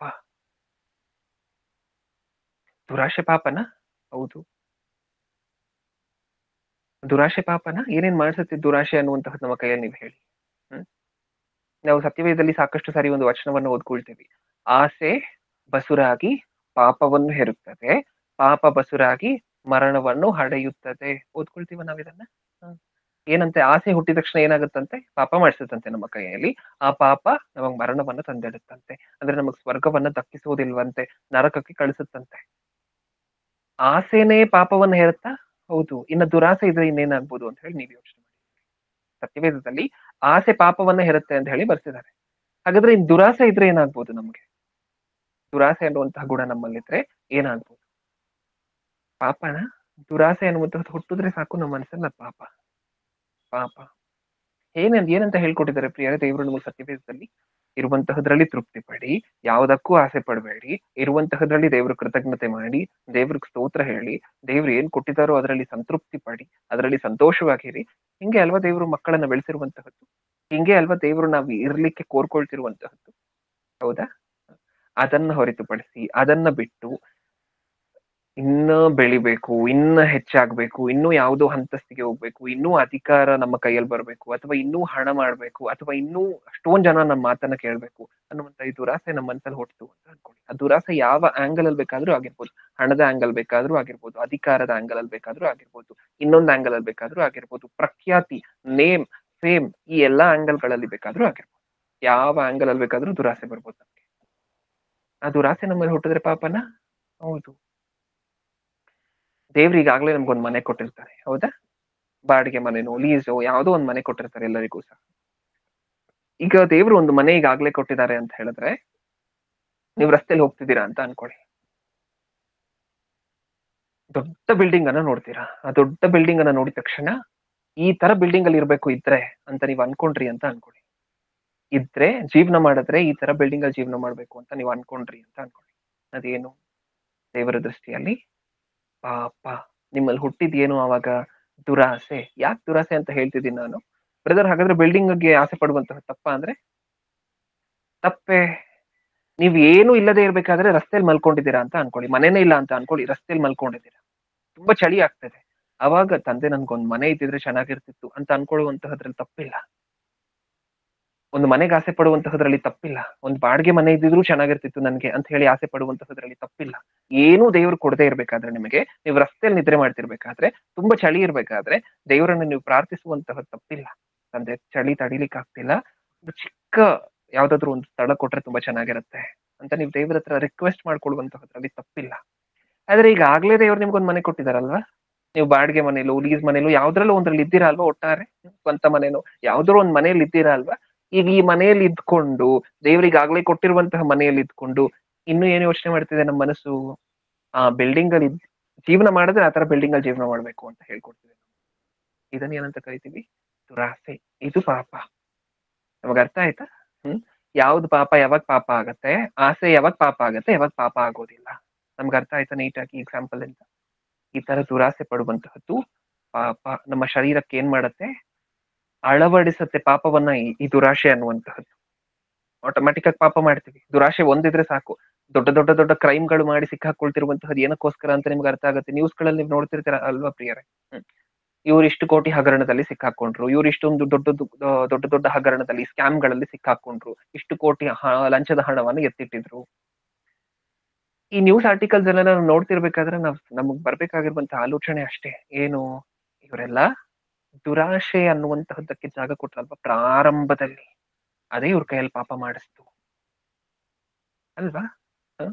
ಆ ಕೇಸ್‌ಗಳನ್ನ ನಾವು ನೋಡ್ತಿರ್ತೀವಿ. ಟಿವಿಗಳಲ್ಲಿ ನಾವು ನೋಡ್ತಿರ್ತೀವಿ. ರೀಸೆಂಟ್ ಆಗಿ ಬಂದಂತಹ ಒಂದ್ 2 ತಿಂಗಳ ಹಿಂದೆ ಬಂದಂತಹ ನ್ಯೂಸ್ ಆರ್ಟಿಕಲ್ ಎಲ್ಲ ನಿಮಗ್ ಗೊತ್ತು. ಮಿನಿಸ್ಟರ್‌ಗಳ ಹಗರಣ, ಹೈಕೋರ್ಟ್ ಜಡ್ಜ್ ಹಗರಣ. ಅ ಹೈಕೋರ್ಟ್ ಜಡ್ಜ್‌ಗೆ 2.5 ಲಕ್ಷ ರೂಪಾಯಿ ಸ್ಯಾಲರಿ ಪೇ ಮಾಡ್ತಾರೆ ಸರ್ಕಾರ. ಅದರ ಜೊತೆ ಇನ್ನೂ ಹಲವಾರು ಫೆಸಿಲಿಟೀಸ್ ಅನ್ನ ಕೊಡ್ತಾರೆ. ಕಾರ್‌ಗಳನ್ನ ಕೊಟ್ಟಿರ್ತಾರೆ ಫ್ರೀಯಾಗಿ ಯೂಸ್ ಮಾಡ್ಕೊಳ್ಲಿಕ್ಕೆ. ಡ್ರೈವರ್‌ಗಳನ್ನ ಕೊಟ್ಟಿರ್ತಾರೆ. ಸರ್ಕಾರನೇ ಸಂಬಳ ಪೇ ಮಾಡ್ತಿರುತ್ತೆ. ಡ್ರೈವರ್‌ಗೆ ಏನು ಪೇ ಮಾಡ್ಬೇಕಾಗಿರುವಂತಹ ಅವಶ್ಯಕತೆ ಇರೋದಿಲ್ಲ. ಹೌದಾ? ಮನೆಯಲ್ಲಿ ಶೆಫ್ಗಳು ಇರ್ತಾರೆ, ಮನೆಯಲ್ಲಿ ಕೆಲಸ ಮಾಡುವಂತಹ ಸರ್ವೆಂಟ್ಸ್ ಗಳಿರ್ತಾರೆ. ಅಷ್ಟು ಜನ ಇದ್ರು, ಅಷ್ಟೊಂದು ಸೌಲಭ್ಯ ಕೊಟ್ಟಿದ್ರು ಸಹ ಇನ್ನೂ ಏನ್ ಆಸೆ ಪಡ್ತಿದ್ದಾರೆ? ಲಂಚದ ಹಣಕ್ಕೋಸ್ಕರನ. ಒಂದು ರೂಮಲ್ಲಿ ಜೋಡ್ಸಿ ಇಟ್ಬಿಟ್ಟಿದ್ರಂತೆ ಹಣವನ್ನ. ಮನೆಗೆ ಬೆಂಕಿ ಬಿದ್ದು ಫೈರ್ ಸ್ಟೇಷನ್ ಅವರು ಅದನ್ನ ಆರಿಸ್ಲಿಕ್ಕೆ ಬಂದಾಗ ಗೊತ್ತಾಗಿದೆ. ಓಕೆ, ಇಷ್ಟು ಲಂಚದ ಹಣ ಅಂತ ಹೇಳಿ ಅವಾಗ ಬೆಳಕಿಗೆ ಬಂದಿದೆ. ನಮ್ಗೆ ಅರ್ಥ ಆಯ್ತಾ? ಕರೆಕ್ಟ್ ಆಗಿ ದೇವ್ರು ಯಾವಾಗ ಬೆಂಕಿ ಬೀಳ್ಸಿದ್ದಾರೆ ಅಂದ್ರೆ ಇವ್ರ ಮನೇಲಿ ಇಲ್ಲದೆ ಇರ್ಬೇಕಾದ್ರೆ ಮನೆಗೆ ಬೆಂಕಿ ಬೀಳ್ಸಿದ್ದಾರೆ. ಅರ್ಥ ಆಯ್ತಾ ನಮಗೆ? ದುರಾಸೆ ಅನ್ನುವಂತಹದ್ದು ಏನೇನೆಲ್ಲ ಮಾಡಿಸುತ್ತೆ ನಮ್ಮ ಕೈಯಲ್ಲಿ ಅಂತ ಹೇಳಿ. ಹ್ಮ್ ದುರಾಸೆ ಹೊಂದಿದ್ರೆ ಸಾಕು, ಸಾಕಷ್ಟು ನಾನಾ ವಿಧವಾಗಿರುವಂತಹ ಪಾಪಗಳಿಗೆ ನಮ್ಮನ್ನ ನಾವೇ ಸಿಕ್ಕಾಕೊಳ್ತೀವಿ, ಸಿಲುಕುತ್ತೀವಿ. ಹೌದಾ? ಸಾಕಷ್ಟು ಕ್ರೈಮ್ ಗಳನ್ನ ಮಾಡ್ಬೇಕನ್ಸತ್ತೆ, ಇನ್ನೊಬ್ಬರನ್ನ ಕೊಲೆ ಏನ್ ಕೊಲೆಗಳು ಏನಕ್ಕೆ ನಡೀತಿದೆ ಪ್ರಿಯರೇ ಸಮಾಜದಲ್ಲಿ? ಹ್ಮ್ ಕಳ್ಳತನಗಳು ಏನಕ್ಕೆ ನಡೀತಿದೆ? ಹಿಂದೆ ಮುಂದೆ ನೋಡದೆ ಪಟ್ ಪಟ್ ಅಂತ ಹೇಳಿ ಒಂದ್ 3-4 ಜನರನ್ನ ಕೊಲೆ ಮಾಡ್ತಿದಾರಲ್ಲ, ಏನಕ್ಕೋಸ್ಕರ? ಎಲ್ಲ ದುರಾಸೆಗೋಸ್ಕರ ಅಲ್ವಾ? ಒಂದು ಆಸ್ತಿ ಗಲಾಟೆಗಿರ್ಬೇಕು, ಹೌದಾ? ಇನ್ನೊಂದು ದ್ವೇಷಕ್ಕಿರ್ಬೇಕು. ಆ ದ್ವೇಷ ಕಟ್ಕೊಳ್ಳುವಂತಹದ್ದು ಏನಕ್ಕೋಸ್ಕರ? ಅದು ದುರಾಸೆಗೋಸ್ಕರನೇ. ಯಾವುದೋ ಒಂದು ಹಿಂದೆ ಒಂದು ದಿನ ತಮ್ಮ ಹೆಸರಿಗೆ ಅಂದ್ರೆ ತಮ್ಮ ನೇಮ್ಗೆ ಏನಾದ್ರು ಅಡ್ಡಿ ಬರುವಂತೆ ಏನಾದ್ರು ಆಗೋಗಿದ್ರೆ ಇನ್ನೊಬ್ಬರಿಂದ ಅವ್ರ ಮೇಲೆ ದ್ವೇಷ ಕಟ್ಕೊಳ್ತಾರೆ. ಅದು ಹೆಸರಿಗೆ, ನೇಮ್ ಅಂಡ್ ಫೇಮ್ಗೆ ಇರುವಂತಹ ದುರಾಶೆಗೋಸ್ಕರನೇ ಅಲ್ವಾ? ದುರಾಸೆ ಹೊಂದಿದ್ರೆ ನಮ್ಮ ಮನಸ್ಸಿನಲ್ಲಿ ಅದು ಒಂದು ಸಾಕು, ಉಳಿದಂತಹ ಎಲ್ಲಾ ಪಾಪಗಳನ್ನ ತಗೊಂಡ್ಬಂದು ಲೈನ್ ಆಗಿ ಹಾಕಿ ನಮ್ಮ ಕೈಯಲ್ಲಿ ಒಂದಾದ ನಂತರ ಒಂದು, ಒಂದಾದ ನಂತರ ಒಂದು, ಒಂದಾದ ನಂತರ ಒಂದು ಸೀರೀಸ್ ಪಾಪಗಳನ್ನ ಮಾಡಿಸ್ಕೊಂಡು ಹೋಗ್ಲಿಕ್ಕೆ. ಹೌದಾ? ಇನ್ ಮುಂದೆ ಹುಷಾರಾಗಿರೋಣ. ನಮ್ಮ ಮನಸ್ಸು ಹೇಳುತ್ತೆ, ಅದಕ್ಕಾಸೆ ಪಡು, ಇದಕ್ಕಾಸೆ ಪಡು, ಇದಕ್ಕಾಸೆ ಪಡು, ಹಂಗಾಗೋಗ್ಬೋದು, ಹಿಂಗಾಗೋಗ್ಬೋದು, ನಿನ್ ಹೆಸರೇ ಎಲ್ಲಾ ಕಡೆ ಇರ್ಬೇಕು, ನೀನೇ ಎಲ್ಲರಿಗಿಂತ ಮೇಲಿರ್ಬೇಕು, ನಿನ್ ಕೈಯಲ್ಲೇ ಅಧಿಕಾರ ಇರ್ಬೇಕು ಅಂತ ನಮ್ಮ ಮನಸ್ಸು ಹೇಳುತ್ತೆ. ನಾವು ನಮ್ಮ ಮನಸ್ಸಿಗೆ ಏನ್ ಹೇಳ್ಬೇಕು? ಹ್ಮ್ ದುರಾಶೆ ಬಂದ ಮೇಲೆ ಮಾಡುವಂತಹ ಪಾಪಗಳು ಮಾತ್ರ ಅಲ್ಲ ಪಾಪ. ದುರಾಶೆಗೆ ನಮ್ಮ ಮನಸ್ಸಲ್ಲಿ ಜಾಗ ಕೊಟ್ರೆ ಅದೇ ಪಾಪ. ಹೌದಾ? ನೀವೀಗ ಆಲೋಚನೆ ಮಾಡ್ತಿರುವಂತಹ ಪಾಪಗಳೆಲ್ಲ ಪ್ರಿಯರೇ ಯಾವ ಕಾನ್ಸ್ಟಿಟ್ಯೂಷನ್ ಪ್ರಕಾರನೂ ಪಾಪ ಅಲ್ಲ. ನಾನು ಹೇಳಿದ್ ನಿಮಗೆ ಅರ್ಥ ಆಯ್ತಾ? ನೀವ್ ಯಾವ ದೇಶದ ಸಂವಿಧಾನ ಕಾನ್ಸ್ಟಿಟ್ಯೂಷನ್ ಅನ್ನ ನೋಡಿದ್ರು, ಯಾವ ದೇಶದ ಪೀನಲ್ ಕೋಡ್ ಅನ್ನ ನೋಡಿದ್ರು, ಇವೆಲ್ಲ ಪಾಪಗಳು ಯಾವ ದೇಶದಲ್ಲೂ ಪಾಪಗಳಲ್ಲ. ಇದು ಯಾವ ದೇಶದಲ್ಲೂ ಕ್ರೈಮ್ ಅಲ್ಲ, ಸಿನ್ ಅಲ್ಲ. ಹೌದಾ? ನಮ್ ಫಸ್ಟ್ ಪಾಯಿಂಟ್ ಏನ್ ನೋಡಿದ್ವಿ? ನಂಬಿಕೆ ಇಲ್ಲದೆ ಇರುವಂತಹ ಪಾಪ ಅಂತ ಹೇಳಿ ಮಾತಾಡ್ಕೊಂಡಿದ್ದೀವಿ. ಪ್ರಪಂಚದಲ್ಲಿ ಯಾವ್ದಾದ್ರು ದೇಶ ಇದೆಯಾ ನಂಬಿಕೆ ಇಲ್ಲದೆ ಇರುವಂತವರನ್ನ ತಗೊಂಡೋಗಿ ಜೈಲ್ಗೆ ಹಾಕುವಂತಹ ದೇಶ ಇದೆಯಾ? ಹ್ಮ್ ಸೆಕೆಂಡ್ ಪಾಯಿಂಟ್ ಅಲ್ಲಿ ಏನ್ ಮಾತಾಡ್ಕೊಂಡಿದೀವಿ ನಾವು?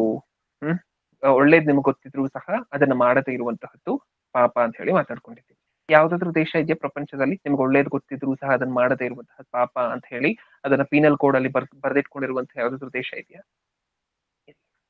ಇವಾಗ ಮಾತಾಡ್ಕೊಂಡ್ವಲ್ವಾ ದುರಾಶೆ ಪಡಬಾರ್ದು ಅಂತ ಹೇಳಿ. ದುರಾಶೆಗೆ ಮನಸ್ಸಲ್ಲಿ ಜಾಗ ಕೊಟ್ರೆ ಅದು ಪಾಪ ಅಂತ ಹೇಳಿ ಯಾವ ದೇಶ ಆದ್ರೂ ಪ್ರಪಂಚದಲ್ಲಿ ಪರಿಗಣಿಸತ್ತಾ? ಇಲ್ಲ. ಆದ್ರೆ ದೇವ್ರು ಮಾತ್ರ ಕಾನ್ಸ್ಟಿಟ್ಯೂಷನ್ ಅಲ್ಲಿ ಇಲ್ಲ ದೇವರ ಲಾಸ್. ನಾನು ಅದಕ್ಕೆ ಆಗ್ಲೇ ಹೇಳ್ದೆ, ಪ್ರಪಂಚಕ್ಕೆ ಗೊತ್ತಿರುವಂತಹ ಪಾಪಗಳೆಲ್ಲ ಏನು ಅಂತ ಹೇಳಿದ್ರೆ ಕಾನ್ಸ್ಟಿಟ್ಯೂಷನ್ ಇರುವಂತಹ ಪಾಪಗಳು, ಪೀನಲ್ ಕೋಡ್ ಅಲ್ಲಿ ಇರುವಂತಹ ಪಾಪಗಳು. ಹೌದಾ? ಕೊಲೆ ಮಾಡಬಾರ್ದು, ಅದು ಪಾಪ ಅಂತಾರೆ. ಕ್ರೈಸ್ತರನ್ನ ಕೇಳಿದ್ರು ಕೊಲೆ ಮಾಡುವಂತಹದ್ದು ಮಾತ್ರನೇ ಪಾಪ ಅಂತಾರೆ. ಕಳ್ಳತನ ಮಾಡುವಂತಹದ್ದು ಮಾತ್ರ ಪಾಪ ಅಂತ ಹೇಳ್ತಾರೆ.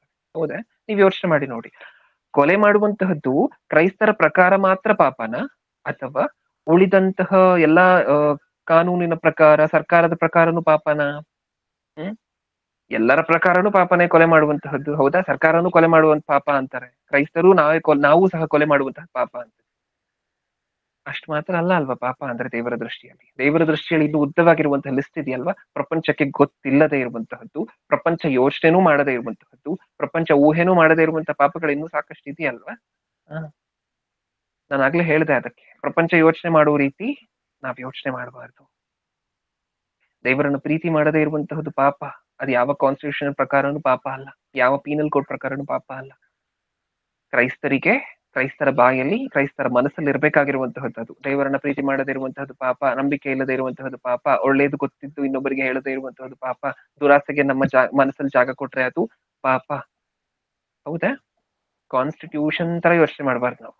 ಅದಕ್ಕೆ ಮೀರಿರುವಂತಹ ಲಾ ಕೊಟ್ಟಿದಾರಲ್ವಾ ದೇವರು ನಮ್ಮ ಕೈಯಲ್ಲಿರುವಂತಹ ಸತ್ಯವೇದ, ಆ ತರ ಯೋಚನೆ ಮಾಡ್ಬೇಕು.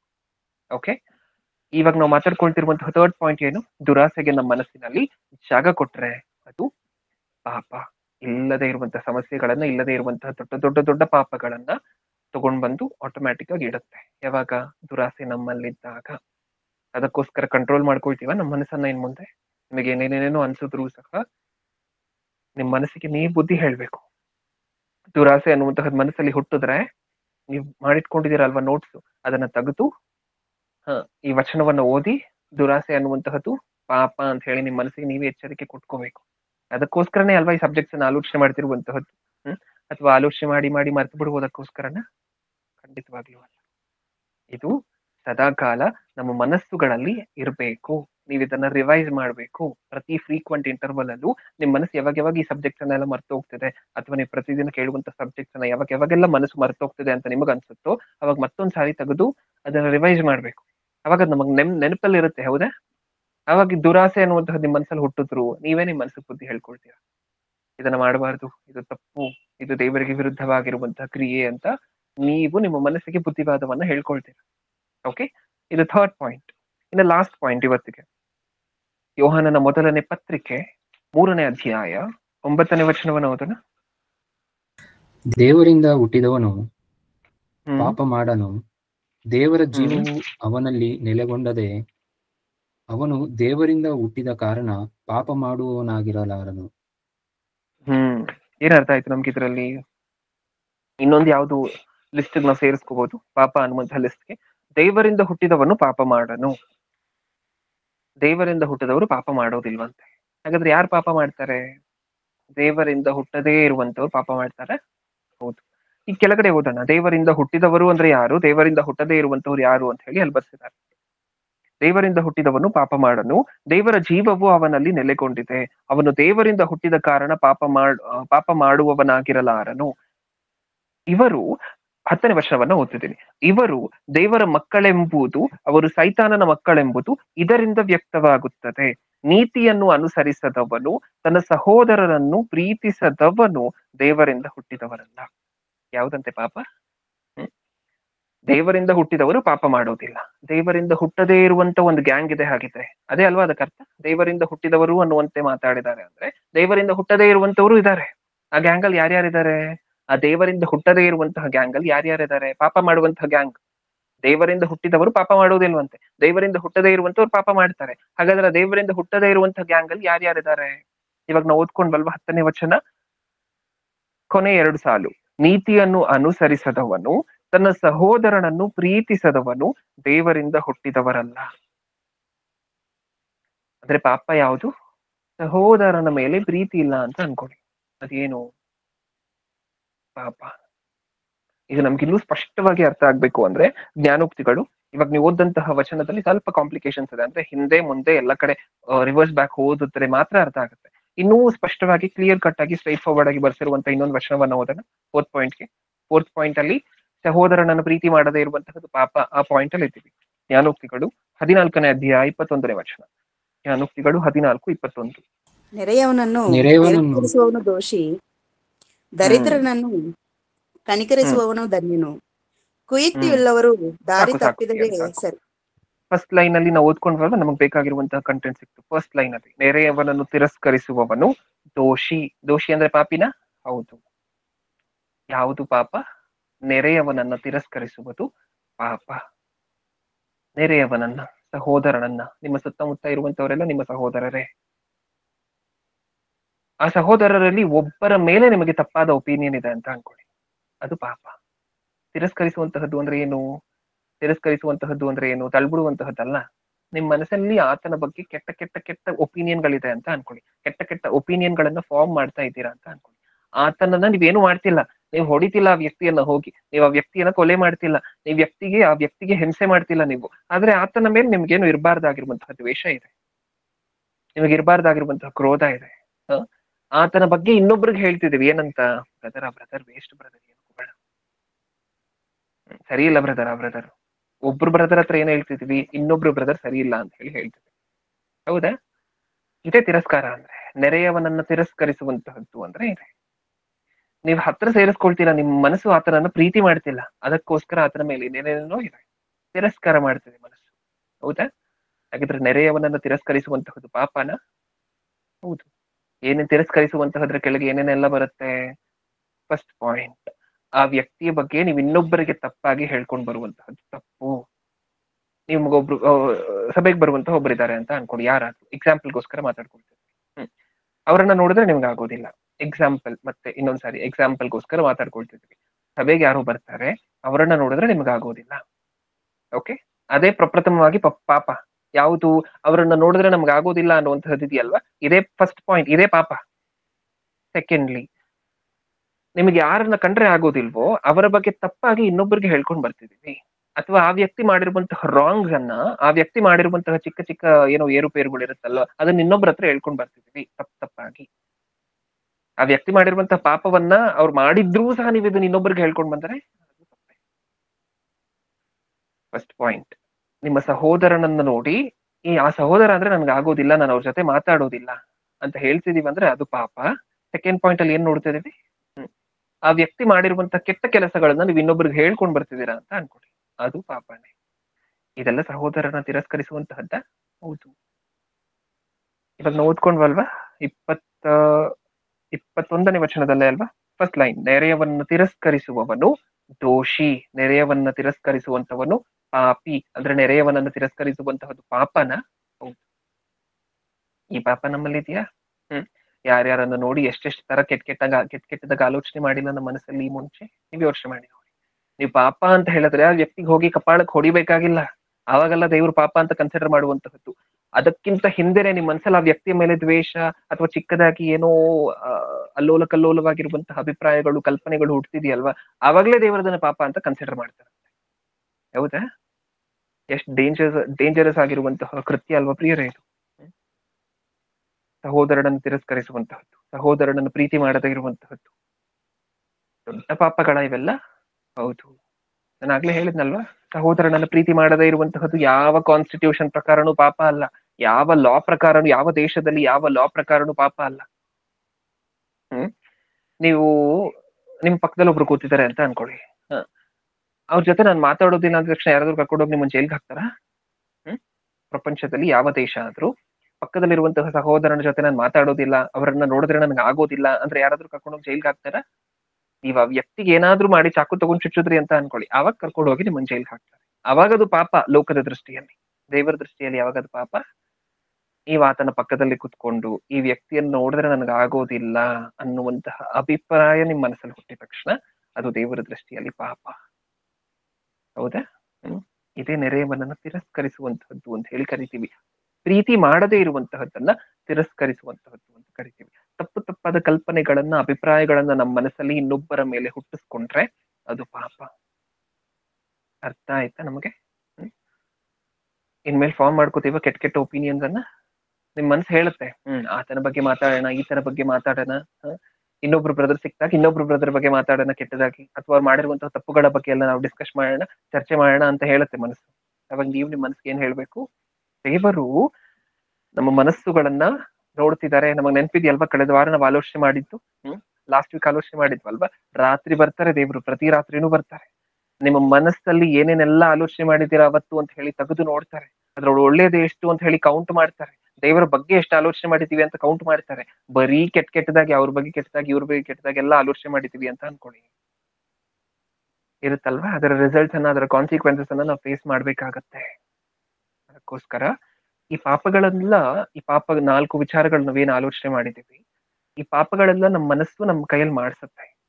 ನಮ್ಮ ಮನಸ್ಸು ನಮಗ್ ಹೇಳುತ್ತೆ, ಪ್ರೇರೇಪಿಸುತ್ತೆ ಇದನ್ನ ಮಾಡು ಅಂತ ಹೇಳಿ. ನಾವೇನ್ ಹೇಳ್ಬೇಕು ನಮ್ಮ ಮನಸ್ಸಿಗೆ? ನೀವ್ ವಾಕ್ಯವನ್ನ ತೆಗೆದಿಟ್ಕೊಂಡು ನಿಮ್ ಮನಸ್ಸಿಗೆ ನೀವೇ ಬುದ್ಧಿವಾದ ಹೇಳ್ಕೋಬೇಕು. ಏನಂತ?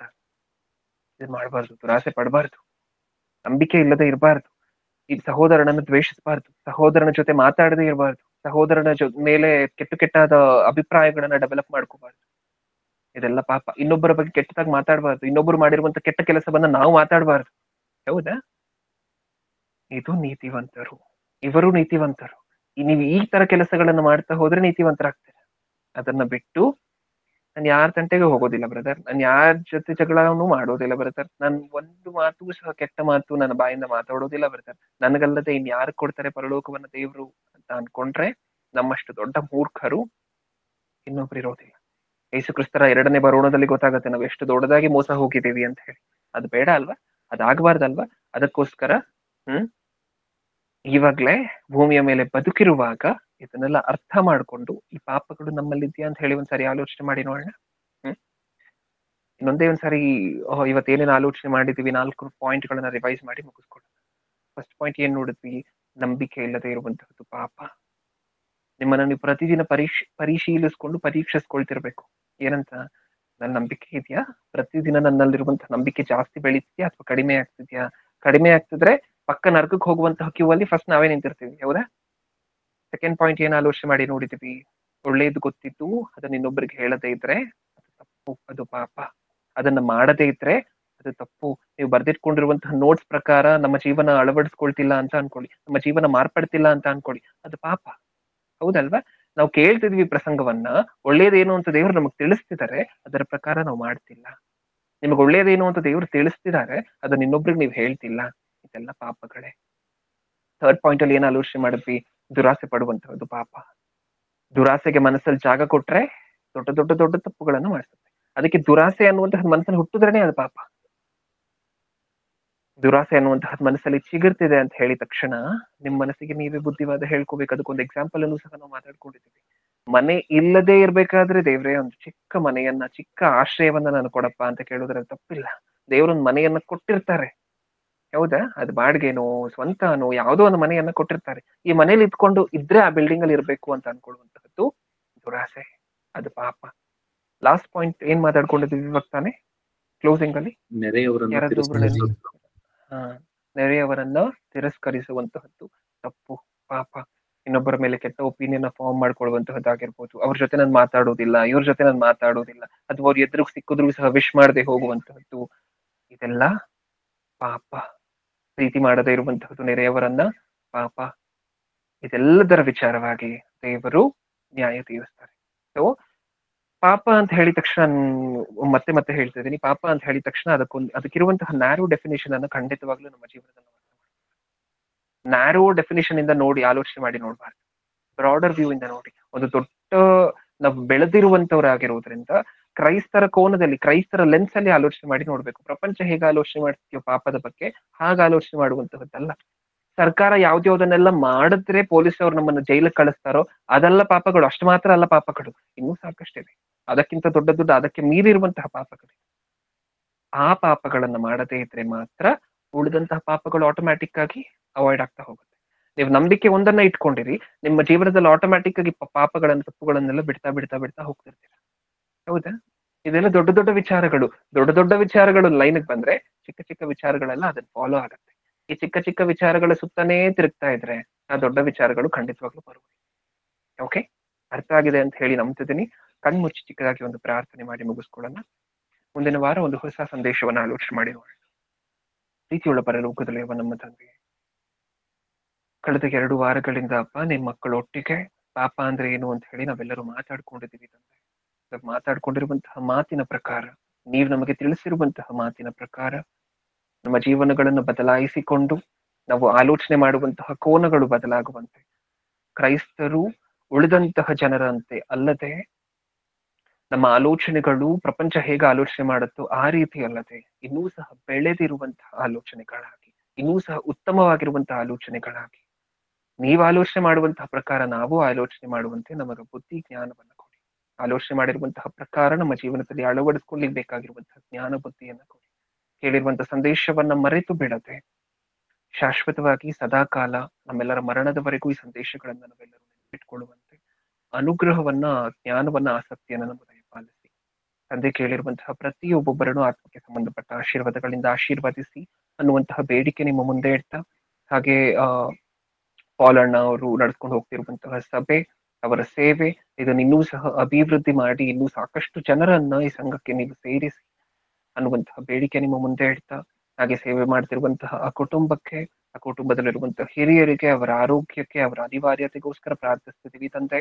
ನಿಮ್ಮ ಚಿತ್ತಾನುಸಾರವಾಗಿ ಅವರಿಗೆ ಬೇಕಾಗಿರುವಂತಹ ಸಮಸ್ತ ವಿಧವಾಗಿರುವಂತಹ ಅನಿವಾರ್ಯತೆಯನ್ನು ಸಹ ನಿಮ್ಮ ಚಿತ್ತಾನುಸಾರವಾಗಿ ನೀವು ಅನ್ಕೊಂಡಿರುವಂತಹ ಸಮಯದಲ್ಲಿ ಖಂಡಿತವಾಗ್ಲೂ ನೀವು ಈಡೇರಿಸ್ತೀರಾ ಅನ್ನುವಂತಹದನ್ನ ನಾವು ನಂಬ್ತಿದ್ದೀವಿ. ನನ್ನ ಪ್ರಾರ್ಥನೆ ಯೇಸು ಕ್ರಿಸ್ತರ ನಾಮದಲ್ಲಿ ಸಮರ್ಪಿಸಿ ಬೇಡಿಕೊಳ್ಳುತ್ತಿದ್ದೇನೆ ಪರಲೋಕದಲ್ಲಿರುವ ನಮ್ಮ ತಂದೆಗೆ. ಆಮೆನ್.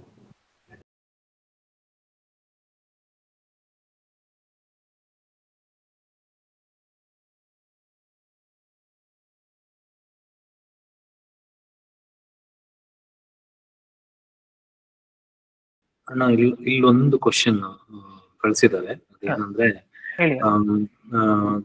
ತಪ್ಪು ಮಾಡುವವರಿಗೆ ಸುಮಾರು ಜನ ಇದ್ದಾರೆ. ಕೆಲಸ ಮಾಡೋ ಪರಿಧಿಯಲ್ಲಿ ನೋಡ್ಬೇಕಾದ್ರೆ ಸುಮಾರು ಜನ ತಪ್ಪು ಮಾಡ್ತಾ ಇರ್ತಾರೆ. ಸೊ ಅವ್ರಿಗೇನಾದ್ರು ಹೇಳಕ್ ಹೋದ್ರೆ ನೀನೇನ್ ದೊಡ್ಡ ನನಗ್ ಬಂದು ಹೇಳಕ್ ಬರ್ತೀಯ ಅಂತ ಅಪೋಸ್ ಮಾಡೋರು ಜಾಸ್ತಿ ಇರ್ತಾರೆ. ಸೊ ನಮಗ್ ಗೊತ್ತು ಅವ್ರು ತಪ್ಪು ಮಾಡ್ತಿದ್ದಾರೆ ಅಂತ ಹೇಳ್ಬಿಟ್ಟು, ಬಟ್ ಅವ್ರಿಗೆ ನಾವು ಇದು ತಪ್ಪು ಅಂತ ಹೇಳಕ್ ಹೋದ್ರೆ ಅವ್ರು ನಮ್ಗೆ ರಿವರ್ಸ್ ಆಗ್ತಾರೆ. ಸೊ ಇಂಥದ್ದು ನಾವು ಡೈಲಿ ನೋಡ್ತಾ ಇರ್ತೀವಿ. ಸೊ ದೇವ್ರ ಮಕ್ಕಳಾಗಿ ಅವ್ರ ಮಧ್ಯದಲ್ಲಿ ನಾವು ಇರ್ಬೇಕಾದ್ರೆ ನಾವು ಯಾವ ತರ ಇರ್ಬೇಕು ಅವ್ರಿಗೆ? ಓಕೆ, ಒಂದು ಒಳ್ಳೆ ಪ್ರಶ್ನೆ ಅಣ್ಣ. ಪ್ರಿಯರ, ಇದಕ್ಕೆ ಉತ್ತರ ಅಂತ ಹೇಳಿ ನಾವು ಮಾತಾಡ್ಕೋಬೇಕು ಅಂತ ಹೇಳಿದ್ರೆ, ದೇವರು ನಮಗೆ ಕೊಟ್ಟಿರುವಂತಹ ಬಾಧ್ಯತೆ ಏನು? ನಾವ್ ಇನ್ನೊಬ್ಬರಿಗೆ ಹೇಳ್ಬೇಕು, ಅದು ನಮ್ಮ ಬಾಧ್ಯತೆ. ಅವ್ರು ಕೇಳ್ತಾರೋ ಬಿಡ್ತಾರೋ ಅನ್ನುವಂತಹದ್ದು ಅವರ ವೈಯಕ್ತಿಕ, ಅವರ ಸ್ವಂತ ಆಲೋಚನೆ. ಅದು ಹೌದಾ? ಹೇಳುವಂತಹದ್ದು ನಮ್ಮ ಕರ್ತವ್ಯ, ನಮ್ಮ ರೆಸ್ಪಾನ್ಸಿಬಿಲಿಟಿ. ನಾವ್ ಹೇಳುವಂತವರೆಲ್ಲ ಕೇಳ್ಬೇಕನ್ನುವಂತಹ ರೂಲ್ ಇಲ್ಲ. ನಮ್ಮನ್ನು ಅಪೋಸ್ ಮಾಡ್ಲಿಕ್ಕೆ ಯಾರು ಇಲ್ಲದೆ ಇರ್ಬೇಕು ಅನ್ನುವಂತಹ ರೂಲು ಇಲ್ಲ. 100 ಜನ ಇದ್ದಾರೆ ಅಂತ ಅನ್ಕೊಳ್ಳಿ ಪ್ರಿಯರೇ. ಆ 100 ಜನರಲ್ಲಿ ನೀವು 100 ಜನಕ್ಕೂ ಹೇಳಿದ್ರೆ ಎಷ್ಟ್ ಜನ ಬರ್ತಾರೆ ಅಂತ ಅನ್ಕೊಂಡಿದೀವಿ ನಾವು? ಒಂದೊಂದ್ಸಾರಿ ಒಬ್ರು ಬರ್ತಾರೆ, ಒಂದೊಂದ್ಸಾರಿ ಒಬ್ರೂ ಬರೋದಿಲ್ಲ. ಹೌದಾ? ಹಾಗಿರುತ್ತಲ್ವಾ ರೇಷಿಯೋ. ಅದಕ್ಕೋಸ್ಕರ ಪರಲೋಕದಲ್ಲಿ ಸ್ಪಷ್ಟವಾಗಿ ಪರಲೋಕದ ಬಾಗಿಲು ಇಕ್ಕಟ್ಟು ಅಂತ ಹೇಳಿ ಬರ್ತಿರುವಂತದ್ದು. ನಿಜಾನ? ನಾವ್ 100 ಜನಕ್ಕೆ ಈ ಕಾನ್ಸೆಪ್ಟ್ ನಮ್ಮ ತಲೆಯಲ್ಲಿ ಇರಬೇಕು. ನಾವ್ ಹೇಳುವುದಕ್ಕಿಂತ ಮುಂಚೆ ದೇವ್ರು ನಮಗ್ ಕೊಟ್ಟಿರುವಂತ ಕರ್ತವ್ಯ ಏನು ಅಂದ್ರೆ, ಒಳ್ಳೇದೇನು ಅಂತ ಹೇಳಿ ನಮಗ್ ಗೊತ್ತಾದ್ರೆ ಅದನ್ನ ಹೇಳುವಂತ ಪ್ರಯತ್ನ ಮಾಡ್ಬೇಕು. ಖಂಡಿತವಾಗ್ಲೂ ಅದನ್ನ ಮುಚ್ಚಿಟ್ಕೊಳ್ಳುವಂತ ಪ್ರಯತ್ನ ಮಾಡಬಾರ್ದು. ಆ ವ್ಯಕ್ತಿ ತುಂಬಾ ಜೂಜಾಡಿ ಅಥವಾ ಕುಡಿತದಿಂದ ಅಥವಾ ಇನ್ನೂ ಯಾವುದೋ ಇತರ ಚಟಗಳಿಂದ ಹಾಳಾಗ್ತಿದ್ದಾನೆ ಅಂತ ಅನ್ಕೊಳ್ಳಿ. ಆತನಿಗೆ ನೀವು ಹೇಳ್ಬೇಕು, ನೀನ್ ಮಾಡ್ತಿರುವಂತಹ ತಪ್ಪು, ಈ ತರ ಮಾಡ್ಬೇಡ ಅಂತ ಹೇಳಿ ಕರೆಕ್ಟ್ ಆಗಿರುವಂತಹ ಟೈಮ್ ಅನ್ನ ನೋಡ್ಕೊಂಡು, ಕರೆಕ್ಟ್ ಆಗಿರುವಂತಹ ಟೋನ್ ಅಲ್ಲಿ ಆ ವ್ಯಕ್ತಿ ತಿಳಿಸ್ಬೇಕು. ಮತ್ತೆ ಕೋಪ ಬರ್ಸೋಂಗು ಮಾಡಬಾರ್ದು. ಹೋಗಿ ಡೈರೆಕ್ಟ್ ಆಗಿ ಕಿರ್ಚಾಡ್ಬಿಡುವಂತಹದ್ದು, ಕೂಗಾಡ್ಬಿಡುವಂತಹದ್ದು, ನೀನ್ ಮಾಡ್ತಿರುವಂತಹದ್ದೆಲ್ಲ ತಪ್ಪು ಅಂತ ಹೊಡೆದ್ ಬುದ್ಧಿ ಹೇಳಿ ಅಂತ ನಾನು ಖಂಡಿತವಾಗ್ಲೂ ಹೇಳ್ತೀನಿ. ಕರೆಕ್ಟ್ ಆಗಿರುವಂತಹ ಟೈಮ್ ಅನ್ನು ನೋಡ್ಕೊಂಡು, ಕರೆಕ್ಟ್ ಆಗಿರುವಂತಹ ಟೋನ್ ಅಲ್ಲಿ, ಕರೆಕ್ಟ್ ಆಗಿರುವಂತಹ ಧ್ವನಿಯಲ್ಲಿ ನೀವು ಹೇಳಲಿಕ್ಕೆ ಪ್ರಯತ್ನ ಪಟ್ರಿ ಅಂತ ಅನ್ಕೊಳ್ಳಿ. ಯೋಚನೆ ಮಾಡ್ಬೋದೇನೋ ಆ ವ್ಯಕ್ತಿ, ಹೌದಲ್ವಾ? ನಾವ್ ಈ ತರ ಅದನ್ನ ಹೇಳದೆ ಹೋದ್ರೆ ದೇವರು ನಮ್ಮನ್ನ ತಪ್ಪಿತಸ್ಥರು ಅಂತ ಹೇಳಿ ಎಣಿಸ್ತಾರೆ. ನಾವ್ ಹೇಳಿದ್ವಿ ಅಂತ ಅನ್ಕೊಳ್ಳಿ, ಅವಾಗ ನಮ್ಮ ಜವಾಬ್ದಾರಿ ಮುಗ್ದೋಗುತ್ತೆ, ನಮ್ಮ ಕೈ ಶುದ್ಧವಾಗುತ್ತೆ. ಈಗ ನೀವ್ ಹೇಳಿರುವಂತಹದ್ದಕ್ಕೆ ಆ ವ್ಯಕ್ತಿ ಕೇಳ್ತಾನೋ ಅಥವಾ ಆ ವ್ಯಕ್ತಿ ನಿಮಗ್ ತಿರುಗ್ ಬೀಳ್ತಾನೋ, ಆ ವ್ಯಕ್ತಿ ನಿಮಗ್ ಅಪೋಸ್ ಮಾಡ್ತಾನೋ, ಅದು ಬೇರೆ ವಿಚಾರ. ಅದು ತನ್ನ ವೈಯಕ್ತಿಕ ಜೀವನಕ್ಕೆ ಸಂಬಂಧಪಟ್ಟಿರುವಂತಹ ವಿಚಾರ. ನಾಳೆ ನ್ಯಾಯ ವಿಚಾರಣೆಯಲ್ಲಿ ದೇವರು ಆತನಿಗೆ ತೀರ್ಪು ತೀರಿಸ್ತಾರೆ. ನನ್ನ ಮಗ ನಿನ್ ಹತ್ರ ಬಂದು ಒಳ್ಳೇದ್ ಯಾವ್ದು ಅಂತ ಹೇಳಿ ಹೇಳ್ದ, ನೀನ್ ಕೇಳಲಿಲ್ಲ, ಅವನಿಗೆ ಅಪೋಸ್ ಮಾಡ್ದೆ, ಅವನಿಗೆ ಹೊಡೆದೆ ನೀನು, ಅವನಿಗೆ ಬೈದೆ ನೀನು ಅಂತ ಹೇಳಿ ಆತನಿಗೆ ಕೊಡ್ಬೇಕಾಗಿರುವಂತ ಶಿಕ್ಷೆ, ಆತನಿಗೆ ನಡಿಬೇಕಾಗಿರುವಂತಹ ತೀರ್ಪು ನಡೆಯುತ್ತೆ. ಆದ್ರೆ ನಮ್ಮ ಹಂಬಲ ಎಲ್ಲ ಒಂದೇ ಆಗಿರ್ಬೇಕು. ಏನು? ಹೇಗಾದ್ರೂ ಮಾಡಿ ಆ ವ್ಯಕ್ತಿಯನ್ನ ಚೇಂಜ್ ಮಾಡ್ಬೇಕು. ಅದಕ್ಕೆ ಒಳ್ಳೇದ್ ನಮ್ಗೆ ಏನ್ ಗೊತ್ತು ಆ ವ್ಯಕ್ತಿಗೆ ಅದನ್ನ ಹೇಳಿ ಪ್ರಯತ್ನ ಪಡ್ಬೇಕು. ಓಕೆ, ಅದಕ್ಕೆ ಆನ್ಸರ್ ಸಿಕ್ತು ಅಂತ ಹೇಳಿ ನಂಬ್ತಿದ್ದೀನಿ ನಾನು. Thank you.